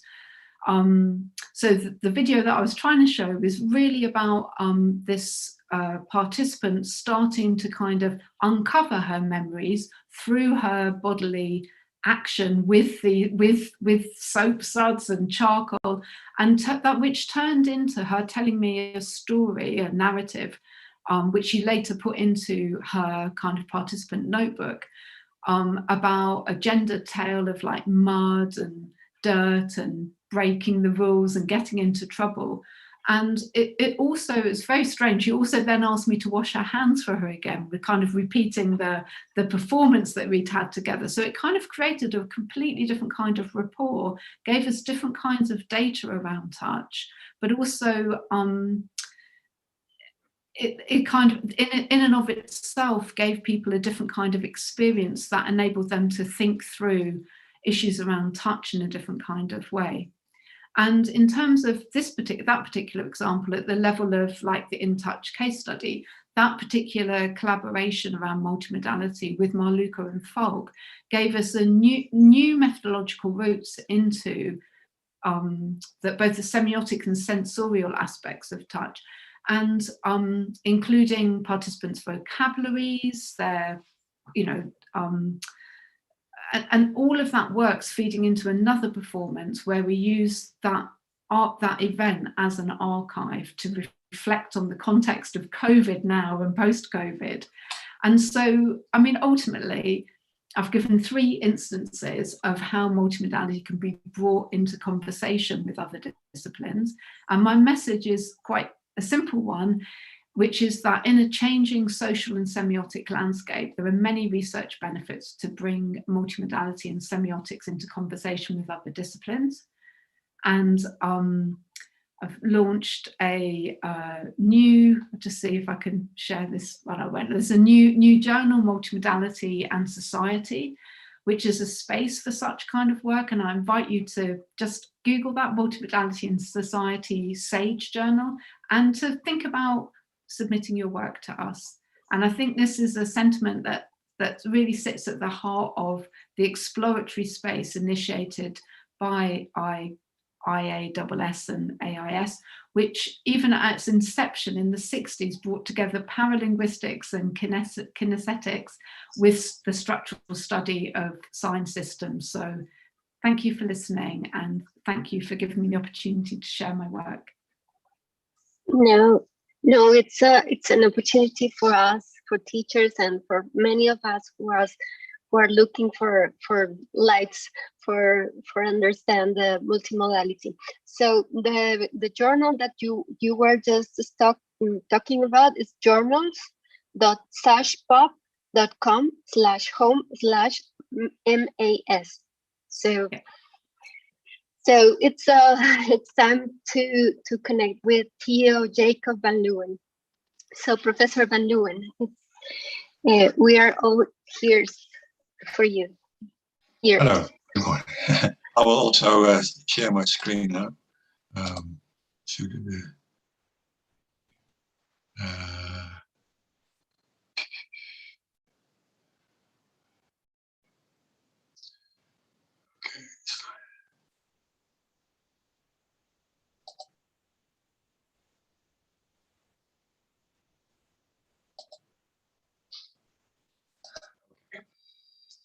So, thank you very much for asking me to speak here. And what I will talk about is, in the brief time that we've got, is one of the central themes of a book that I've just published this year, which is called Multimodality and Identity.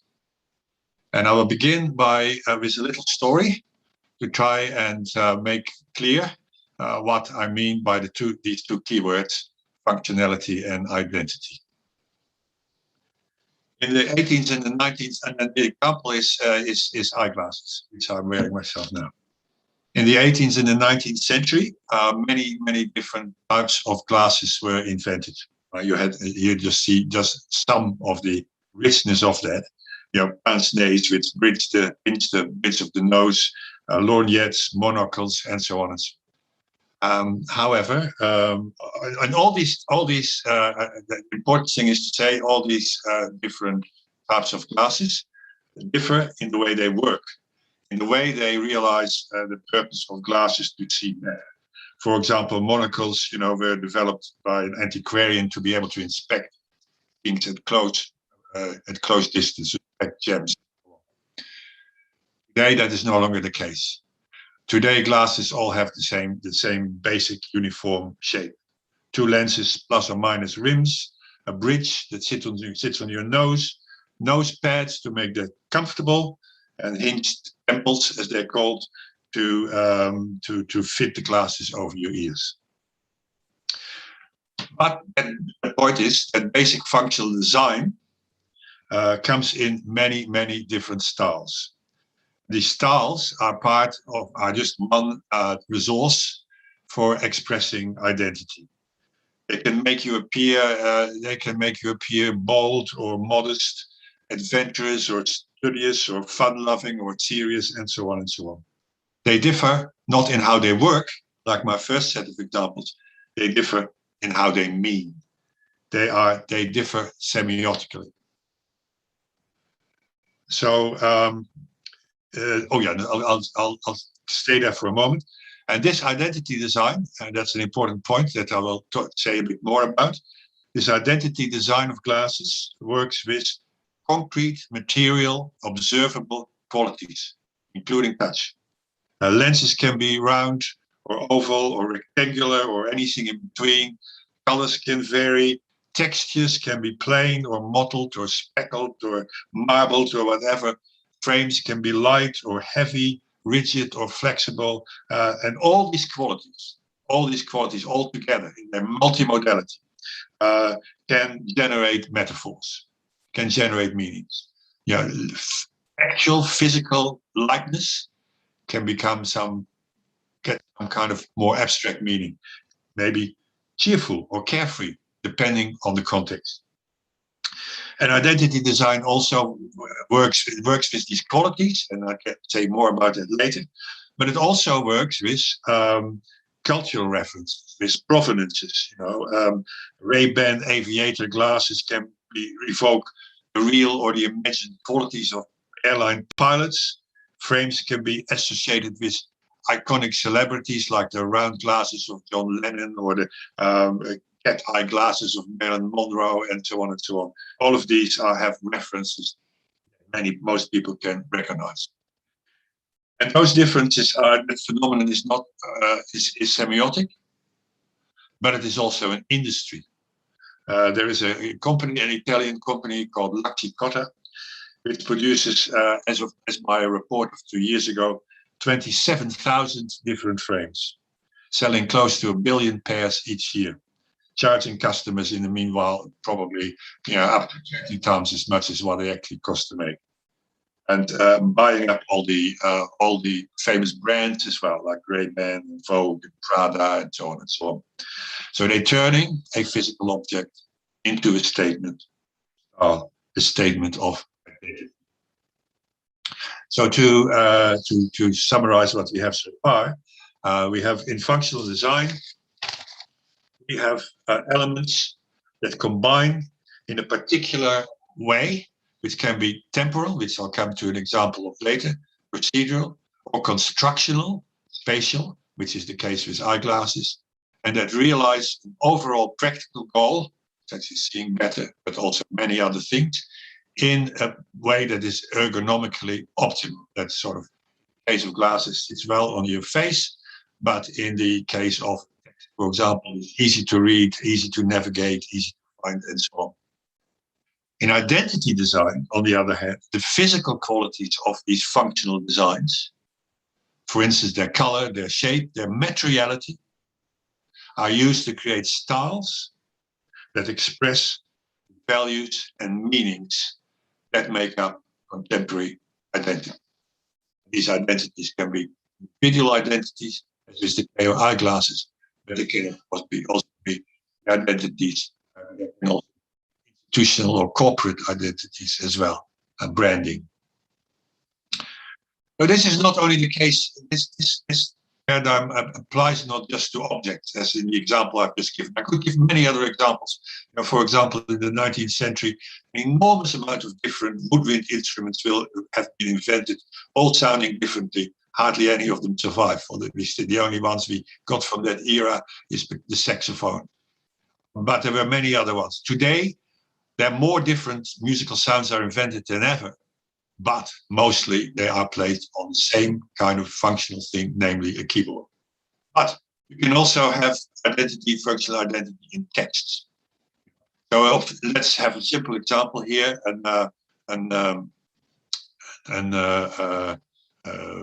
business card. And on a business card, you have to have certain functional elements for it to do what business cards are supposed to do. But they can be executed in many different styles, be at the same time an expression of identity. And therefore, of course, on the internet, you can find numerous examples of just templates where you can see what to put on, what the elements are, that you can then fill in yourself, but to which you can also add that identity element. Functional and identity design also can be applied to performances, to what people do, to practices, performances of goal-oriented practices, whether these are role-related, for example, styles of serving customers in a restaurant, or leisure-related styles of socializing or partying. And then identities are expressed not by the sort of things I've mentioned just then, like color, texture, and so on, but they are then expressed by performance, by voice quality, styles of facial expression and body movement, and aspects of presentation, such as dress and grooming, again, whether of individuals or of organization. Same kind of things that you do, for example, the things that the waiter is doing, can be done in very different styles that will have to do even with their facial expressions. Look at the difference, but also with dress and grooming. So I have already given an example of, with the eyeglasses, of a compositional, spatial analysis, and of course, a procedural is something that happens over time. Now, this is of course a combination, because this is a spatial rendition of reading something of text, which normally takes place over time. But it gives some sense of an ongoing procedure, which is a sort of which is often referred to as in a particular way as a genre. So here you have a little text from a study that I did years ago with David Machin on Cosmopolitan magazine, and there you have a particular kind of text which we call the hot tips genre, which has also always got the same structure. Dilemma, dilemma is to do here with dating. Does he want to be more than a friend? Hinge towards the tips, and then the 4 tips. And you can see that this is also structured multimodally. That each of these elements has a particular visual identity as well. But it is also a process that leads from a beginning of a dilemma to a solution, which is the solving. Back to the two things that I mentioned. So provenance is. Can you actually see this picture on the right? I'm not sure about it because I am obscuring it myself. But provenance is based on recognizing where shapes and colors and motifs, also visual imagery motifs, come from which periods, from which countries, from which social groups, etc. They can then associate values we associate with, express the values we associate with those periods, countries, or groups. And that is very similar to how Roland Barthes has described the process of notation or myth. So in this particular example, there is the business card of the executive director of a particular college, which is intended to be a bridge for Aboriginal students who come from the country and who have to get used to the city and to be prepared for entering a sort of mainstream education from there. And so in the image, the dot motifs and the earth colors of Australian Aboriginal art are used. The motif of meeting under a sacred tree suggests that the college adheres to Aboriginal values and traditions. And so, however, there are also cases in which we see features of color or of shape or of texture that we cannot place, that we cannot immediately say, where do they come from? What do we associate with this? And then what I call experiential meaning potential allows us to make meaning by extending our experience of those physical material qualities, of colors, shapes, textures, poses, movements, and so on. And in the case of eyeglasses, they're very physical. You actually feel those things, and you point and you. But in writing, we can also relate what we see to experiences that we all know. For example, what kind of things create irregularity in writing? Things like it could be that you are a child and you have not yet mastered the art of neat writing. It could be that you somehow have a physical handicap or in difficult to use kind of materials that it is difficult to make in a way that when people start to learn to write on a screen with your finger or with a stylus, at first people are very clumsy, make very irregular letters. It can be that people are intoxicated, and there are many things, many experiences that we know create irregularity. And from those, we can then select a possibility that is appropriate to the content. For example, the actual lettering of the Trinity College is sort of irregular, handwritten, large, spacious. So there is a sense of this being genuine and authentic, but also of asserting itself, asserting its place into the world, being bold. When you have the irregular letters on anything made for children, whether a children's book or a party invitation, then you can associate it with things that you think about children, for example, whether they're playful or whether they and so on, or when you get it on a menu of a chain hotel, you can see that even though what they serve up for breakfast is exactly the same in every instance in all the different branches of that hotel, nevertheless they want to make it seem though it is not standardized, so they make unstandardized kind of lettering. But if you look carefully, you can see that although it's sort of uneven on the baseline, all the R's are irregular in exactly the same way. So producing text and interpretations as well, with provenance and experiential meaning, is to some extent always a creative act. There is no code. You have to either have a cultural knowledge, or you have to be able to draw on experiences. And in that sense, it is a kind of meaning making that is becoming increasingly important, particularly in such areas as where identity matters, because identity has to be different all the time, but it also, of course, has to express affinities and similarities with similar kind of identities. So the conclusion of this is that functional design today is increasingly homogeneous in the world, across different contexts and across the.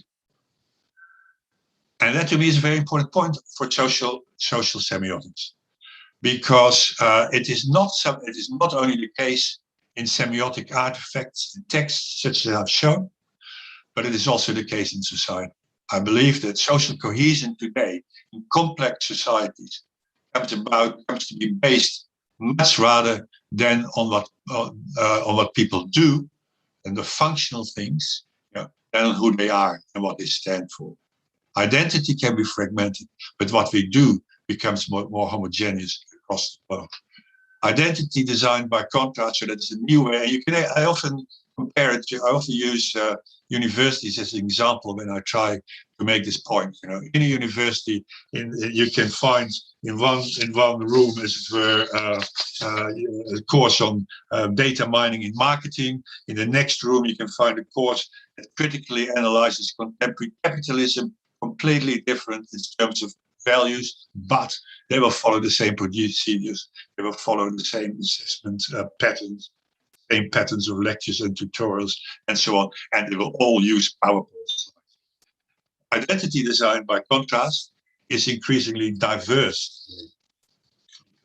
Because, in a way, identity has to always be able to produce both individual self-expression as affinity, either between members of like-minded communities, lifestyles, or affinities between specific kind of brands and other institutions or corporations or organizations that have similar identities and affinities and stand for similar kinds of things. So now I want to end by talking a little bit about technology, because this particular way of making meaning, not something I believe that has just been invented by me. It has also been invented long before by the designers of the technological semiotic resources we use today to make texts and to make indeed others. Contemporary semiotic technologies impose the synergy of functional design and identity design. For example, by providing templates that impose a unified functional structure, and yet at the same time allow you to express specific identities. So in this example, which is just from Microsoft, where you can find thousands of templates for business letters, for invitations, for you name it, thousands. Where they basically, what users of such a template cannot decide is which functional elements should there be, how important they are, how much space they should take up, where they should be. All that is decided for you. And there must be a photo top left with the title and date of the event below it, in this case, an invitation. There must be an event description below that. There must be several bits of information about the key event info, they call it, in the right-hand bar. And there must be the information about your company or your organization at the moment. What you can decide is what picture to put there, what colors to use, and text if so is, what fonts to use, and so on. So as to make it specific, to customize it, to make it yours, to express identity. And the resources we use, resources such as PowerPoint, are working exactly the same way. PowerPoint, for instance, offers a default functional schema of a heading plus up to 6 usually bullet-pointed points. And if you don't do that, which is possible, you can of course do that, but you have to do a bit more work. It is not a default schema. And in fact, I've done a big research project in PowerPoint, and we found where we recorded many PowerPoint sessions, both at universities and at companies. And the large majority of people, even though they can do something else, use that PowerPoint dot point schema that's provided. But at the same time, as you know, you have a rich set of possibilities for making it yours by creating themes, backgrounds, and to make it, which can then either be the identity of your company or which can be the identity of you as an individual, and that you can use, for example, if you do a talk, conference, or a lecture. So PowerPoint is that schema, and that's a point that's important to think about. It originated at the Bell Laboratories. There's a good book. There's actually a book which describes the history of it by the inventor of PowerPoint, Robert Kessler, as a tool for pitching ideas to management for money. And that's, of course, what our 6 bullet point is perfect for. You have to hit home, you have to make some really concise points.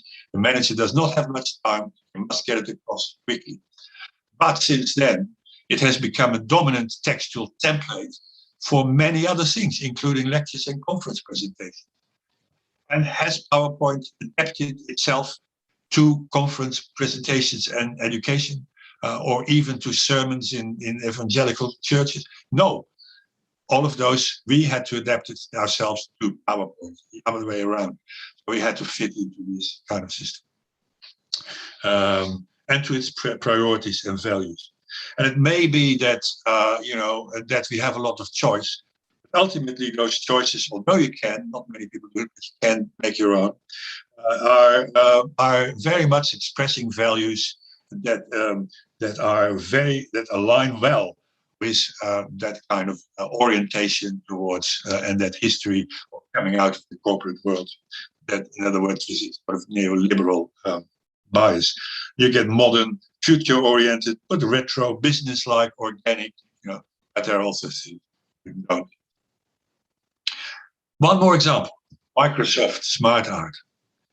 Microsoft Smart Art offers, last time I counted, which was a talk I gave about a year and a half ago, 233 different versions of just 9 types of functional diagram, such as lists, processes, cycles, hierarchies, etc.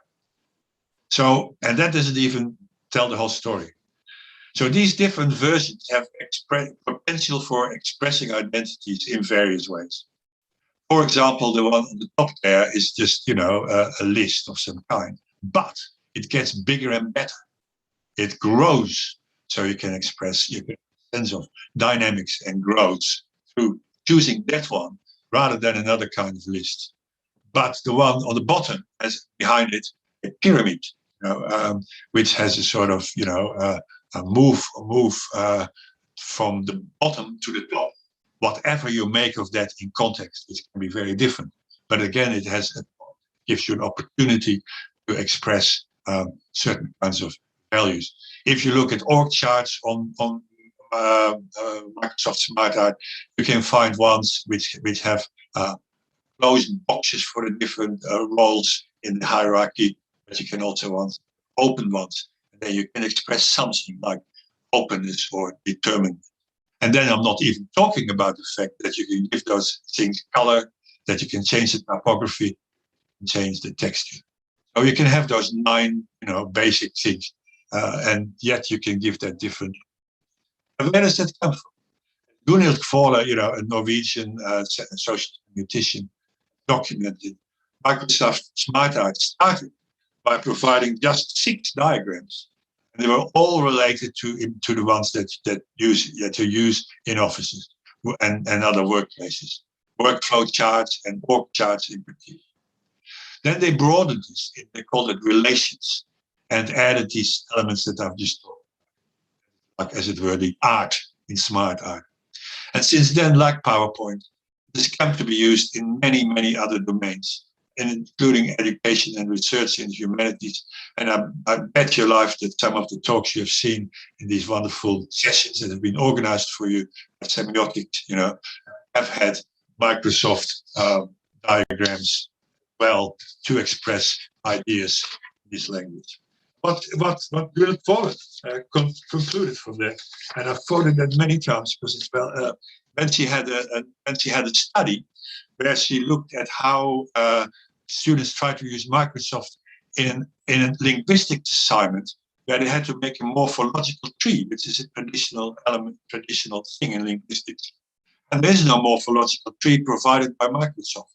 But they tried to use other diagrams, make them work for something that has never meant to work for. And she said, ideologies from organization management are thereby infused into higher education, not explicitly by verbal instruction, but by being buried in the templatized formats for multimodal representation, part of the technologization of discourse. So to make just a few final comments on this and on the importance of analyzing technologies of these kinds today. Contemporary semiotic technologies offer resources for multimodal text production, which templatize and homogenize and organize functional text structures across the globe. Everybody's using them. In fact, our PowerPoint project had also collaborated with Singapore, and we saw little cultural difference in this regard. Across the globe, while at the same time offering multiple choices for individual and corporate identity design. These identity design options are nevertheless pre-designed, originated in the context of corporate, they're pre-designed, and they express values that usually are well aligned with contemporary neoliberal order. The approach to multimodal text production originated, this semiotic, this technological approach, this templatized approach, originated in the context of corporate communication practices. But since then, the model has colonized many other domains. I strongly feel that our studies, our social semiotic studies of technology, have to have this, critical discourse approach to it. It is important to study just what semiotic technologies facilitate, but also what they exclude or make it difficult to do. We have to do so with an eye on the history of these technologies and to do what Günter Kress often expressed it, to look, this is not just to be only critical. Of course, there are also marvelous things they allow us to do, but we have to look, as Günter Kress, both at the gains and the losses of what happened when we move from previous practices into these kind of semiotic practices, aided technologies. Thank you. Many, many thanks to you, Professor Theo van Leeuwen. So we were looking for new questions. So maybe it's the time. Maybe it's the we're kind of exhausted because we had this. Joao, you have a question for Carey. So Joao, turn on your sound. your camera. I'm sorry. Can you hear me? Yes, we can hear you. Oh, okay. Professor Carey, I would like to ask you, Professor Carey, can you hear me? Just call me Carey. I can hear you, yeah. Yeah. Hello. Okay.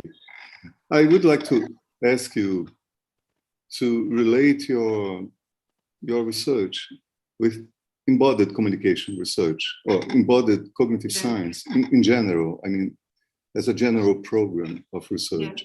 Another question I would like to, if this emerging space or emerging landscape or cognitive niche, a new cognitive niche of digital touch creates new ways of communication or new ways of connecting people, what does it mean in practical terms? I mean, is it possible to imagine something like this digital touch changing some basic semiotic or cognitive abilities, for example, related to natural language abilities or something like this? They're really big questions, aren't they? So, so my main colleague that I work with, Sarah Price, she comes from embodied, or she is situated within embodied cognition, but more like distributed embodiment. So with the work of Roland and others, so very much around exploring, you know, so I suppose using the work of people like Sheets Johnson, so exploring like the body, thinking through movement or the feeling body. So I guess that's my relationship to the embodied cognition is through people like Sheets Johnson and the more kind of where it is very much about distributed cognition. There is no kind of, you know, mind-body split in that sense. So in how I see it in working with my colleague Sarah Price is that we're kind of looking at similar things, but through different disciplinary lenses. So for me, then I would be exploring, you know, when we've done studies together, I would be exploring kind of the interactions that I can see, the kind of taking a multimodal analysis to looking at what kinds of modes are in play, what kinds of actions are in play, looking at breakdowns, looking at the ways that artifacts or objects are used. When I work with Sarah, she also needs she needs the kind of person, the participant's version of what's going on for them, like their conceptual thinking around that. So I guess not doing a very good job of answering your question, but I would see the kind of semiotic and the cognitive stuff as kind of having different methodologies to get at different aspects of how we kind of operate in the world through our bodies. Yeah, I don't know really. Can I say something? Because what I'm so interested in Carey's work is the connection to art and design. You know, and that we have to ask as semioticians, what can we do with and what can artists and designers do? And one thing that artists and designers have done for a long time is very similar to what we do, because they actually design semiotic resources. You know? Like in a way, writing was doing the reading images, then you sort of design a system, you know, you make explicit the semiotic resource. But many, not by no means all, but many artists and designers actually do precisely that. In the past, you know, and I've written things on how, for example, how Jean Tinguely, the sculptor, you know, design, in my opinion, you know, developed an entire language of expression with movement in sculpture, you know, which has enormously influenced the world, which has influenced the design of everyday objects, you know, has helped make things mobile. Today, it is precisely those kind of designers of these semiotic things that Carey is also studying, in that I've been slightly different ones studying, that do that, you know, and then again, artists are also at the forefront of, you know, thinking how can we use it? How can we make semiotic use of that? So with Christian Hannessen. I've just recently written something about David Hockney using digital technology to make art and the controversies there. So I actually think, and I also think that artists and designers are usually ahead of us semioticians. They have been there before. Yeah, they have already done it. We come behind them, becoming aware of it. So I think the collaboration and the awareness of that, all we can do is put into words, with respect and admiration, as it were, what they have actually designed and done. And sometimes with critique, and we don't like it. Thanks, Theo. And just to answer your other question about touch and kind of new possibilities, I mean, building on what Theo's saying,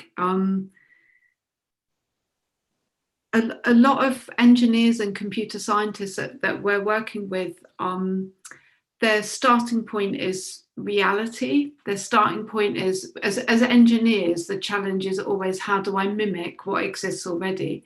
But there's a real kind of questioning of that approach in engineering computer science at the moment, to say, why am I trying to recreate what exists in the kind of analog world, or why am I trying to create what I know?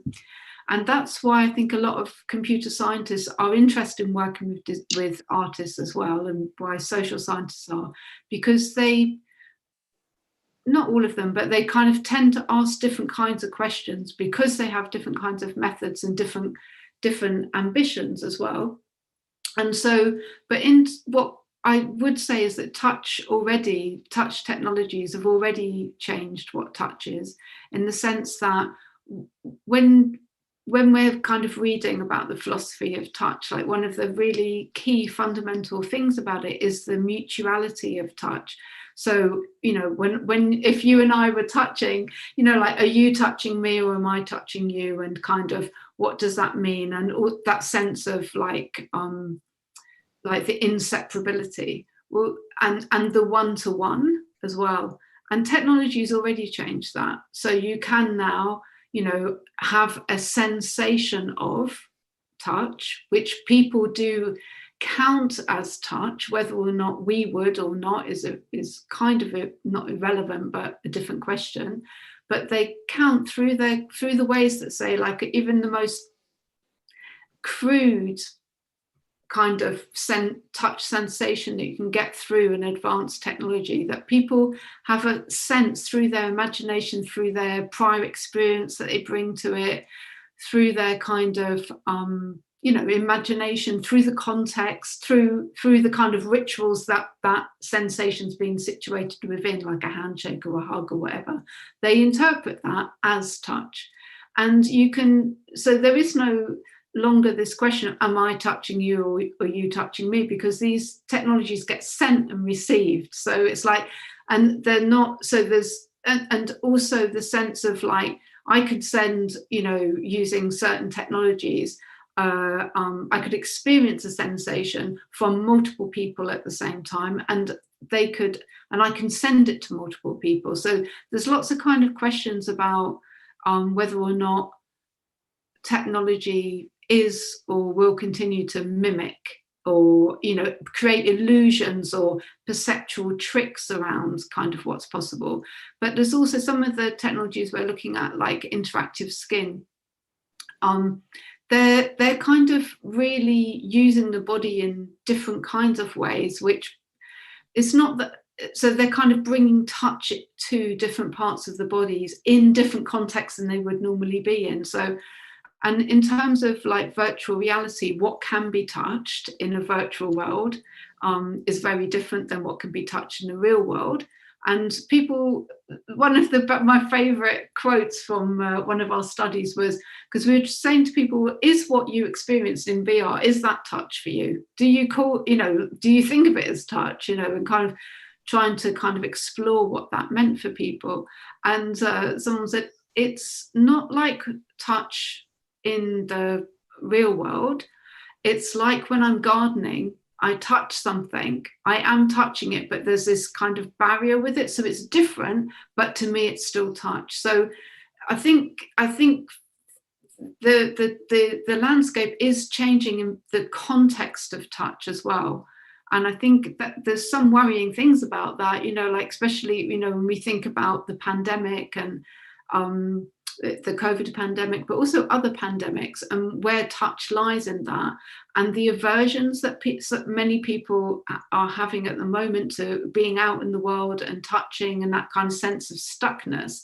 Like, is technology going to come into that space and, support that kind of distance in ways that we might not find useful? Or is it useful? Because actually for some people touching is very painful or very difficult, either psychologically or physiologically. So yeah, it's a very uncertain influx space. Yeah. Thank you. Thank you for your answer. Thanks Thank for you for your question. Thank you. Many thanks for both of you. And we have the last question just for being in touch with the audience. So for Theo and Lewin, don't you think that the technologies take away our creativity too? I mean, the choices given us with the new technologies make us a type of lazy and less creative. So our identity shapes just on the choices we have, not on our creativity. Jamila just said. So yeah, well, that's a really important question, and it is certainly objectively true, that outputs of certain kinds are becoming notably more homogeneous, across the world than they used to be. However, and so it is also true that in many cases, we make the choices we make for our identity are limited by what various industries provide. That is so for buying clothes, that is so for buying all those things that matter in identity. However, there is still, that's why today, where creativity comes in is less in what they actually are than in what in a different context we call fusion. We can combine things in different ways. And we don't have to combine things in the way that is prescribed. And in that way, through the kind of fusion of different elements, we can still, make points and be creative. To be actually creative, to actually, make things from scratch is becoming much harder, And so, however, I don't think. I think then there's another thing. One other thing I want to say, you can look at, you can focus on, here you focus on what you lose, or you can focus on what you still got and what you can work with. I also play piano, and if I play on my electric keyboard, then every acoustic piano is different. Every piano of the kind that I play on electric is precisely and exactly the same. But I still got rhythm, I still got melody, I still got harmony, I still have a lot to work with, And I can focus on that, and I can focus on the opportunities I have within this world, to actually feel I'm in control. I'm not just, at the mercy of what is being provided. That applies even to simple things like PowerPoint and so on. Yeah, I just want to say, I think, well, technology is just, it's nothing, it's just, technology is just part of the social. No, I disagree with well, that. You can disagree with me, but I can still finish my sentence, though, Theo. Let me finish. But let me finish what I have to say. Okay, sorry. So technology, so technology is not nothing, but it's part of the social world. And I think this question about creativity and laziness, or more or less, I think, I think the kind of social context in which people live and the constraints that are socially set around how technologies get used or don't get used are so much greater than the constraints of the technology as well, though. Do you know what I mean? So they're kind of always in conversation with each other. There's the technology, but it's a part of the social world, and the social world constrains what happens with those technologies as well. Even when technologies can do amazing things, most people don't have enough knowledge of even what's possible with that technology to use it in different kinds of ways, or even the ways that it's intended. So yeah, I think. But also access, what have you got access to?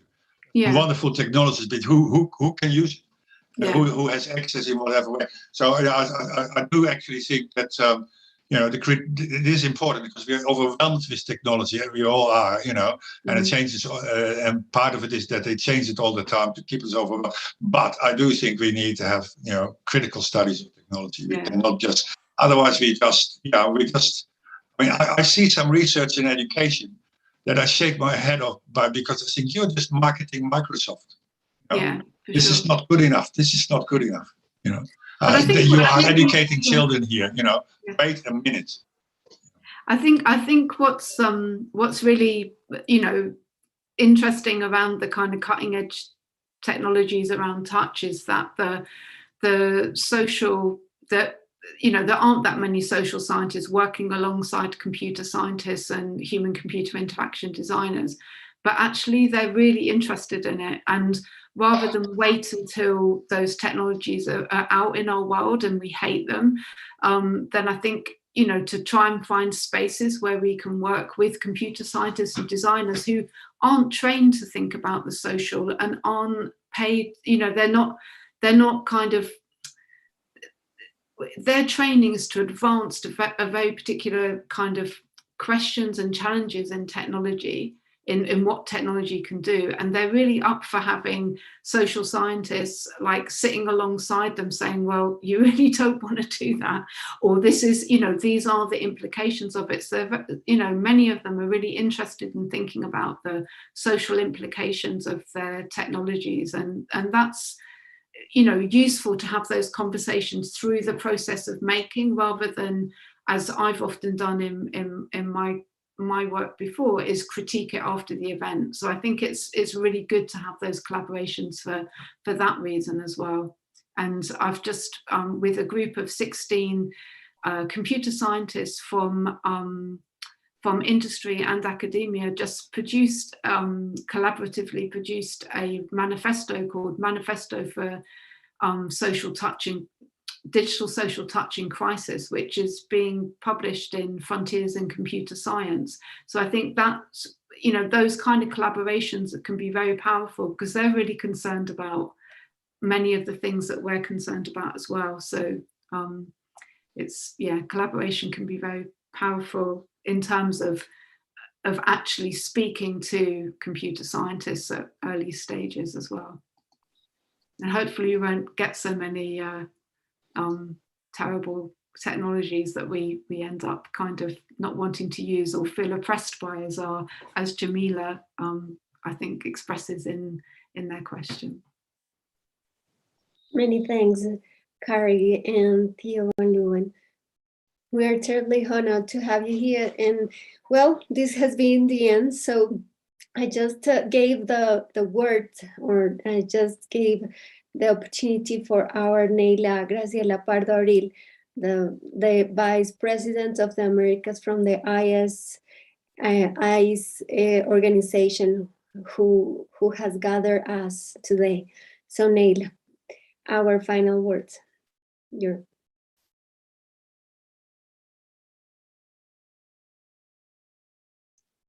micrófono. Muchas gracias, Bianca. Buenas tardes en América Latina, buenos días en algunos lugares de Europa y de Oceanía, de Australia y en otras partes del mundo. Cerramos con satisfacción el segundo encuentro de jóvenes investigadores de carrera temprana en semiótica, el cual se realizó gracias a la iniciativa de la ICE y de su presidente, el profesor Paul Colby. Nuestro agradecimiento al presidente de la FELS, profesor José María Paz Gago, a la profesora Bianca Suárez, coordinadora de este evento, a los amigos y colegas de la Asociación Semiótica Colombiana y a su presidente, el profesor Andrés Vargas, a los directivos y profesores de la Universidad de la Universidad Industrial de Santander, en especial a la profesora Edga Uribe, directora de la Escuela de Idiomas, al profesor Rafael Barragán, director de la maestría en semiótica. También agradecemos a quienes con su labor nos han apoyado en este proceso, en especial a la organización Campus, al equipo de traductores y al equipo del protocolo. Alcanzamos con gran éxito crear un espacio amplio, plural, incluyente, para compartir conocimientos, conocer avances investigativos y estrechar vínculos de amistad y de relaciones humanas. Se consolidó un interesante diálogo entre investigadores senior e investigadores de carrera temprana, quienes están desarrollando nuevos puntos de vista para abordar fenómenos semióticos y del lenguaje. Esperamos que este punto de partida contribuya a la consolidación de la red mundial de jóvenes investigadores de carrera temprana, confiando en que su liderazgo posibilite el desarrollo de este campo interdisciplinario de estudios, capaz de ayudarnos a comprender y explicar los problemas más estructurales de nuestra sociedad. Los invitamos a un gran debate académico en torno al libro resultado de este encuentro, editado por Bianca Suárez e Ina Merkulova. La versión digital estará a disposición de todos y todas en las distintas páginas institucionales de las organizadoras de este segundo encuentro.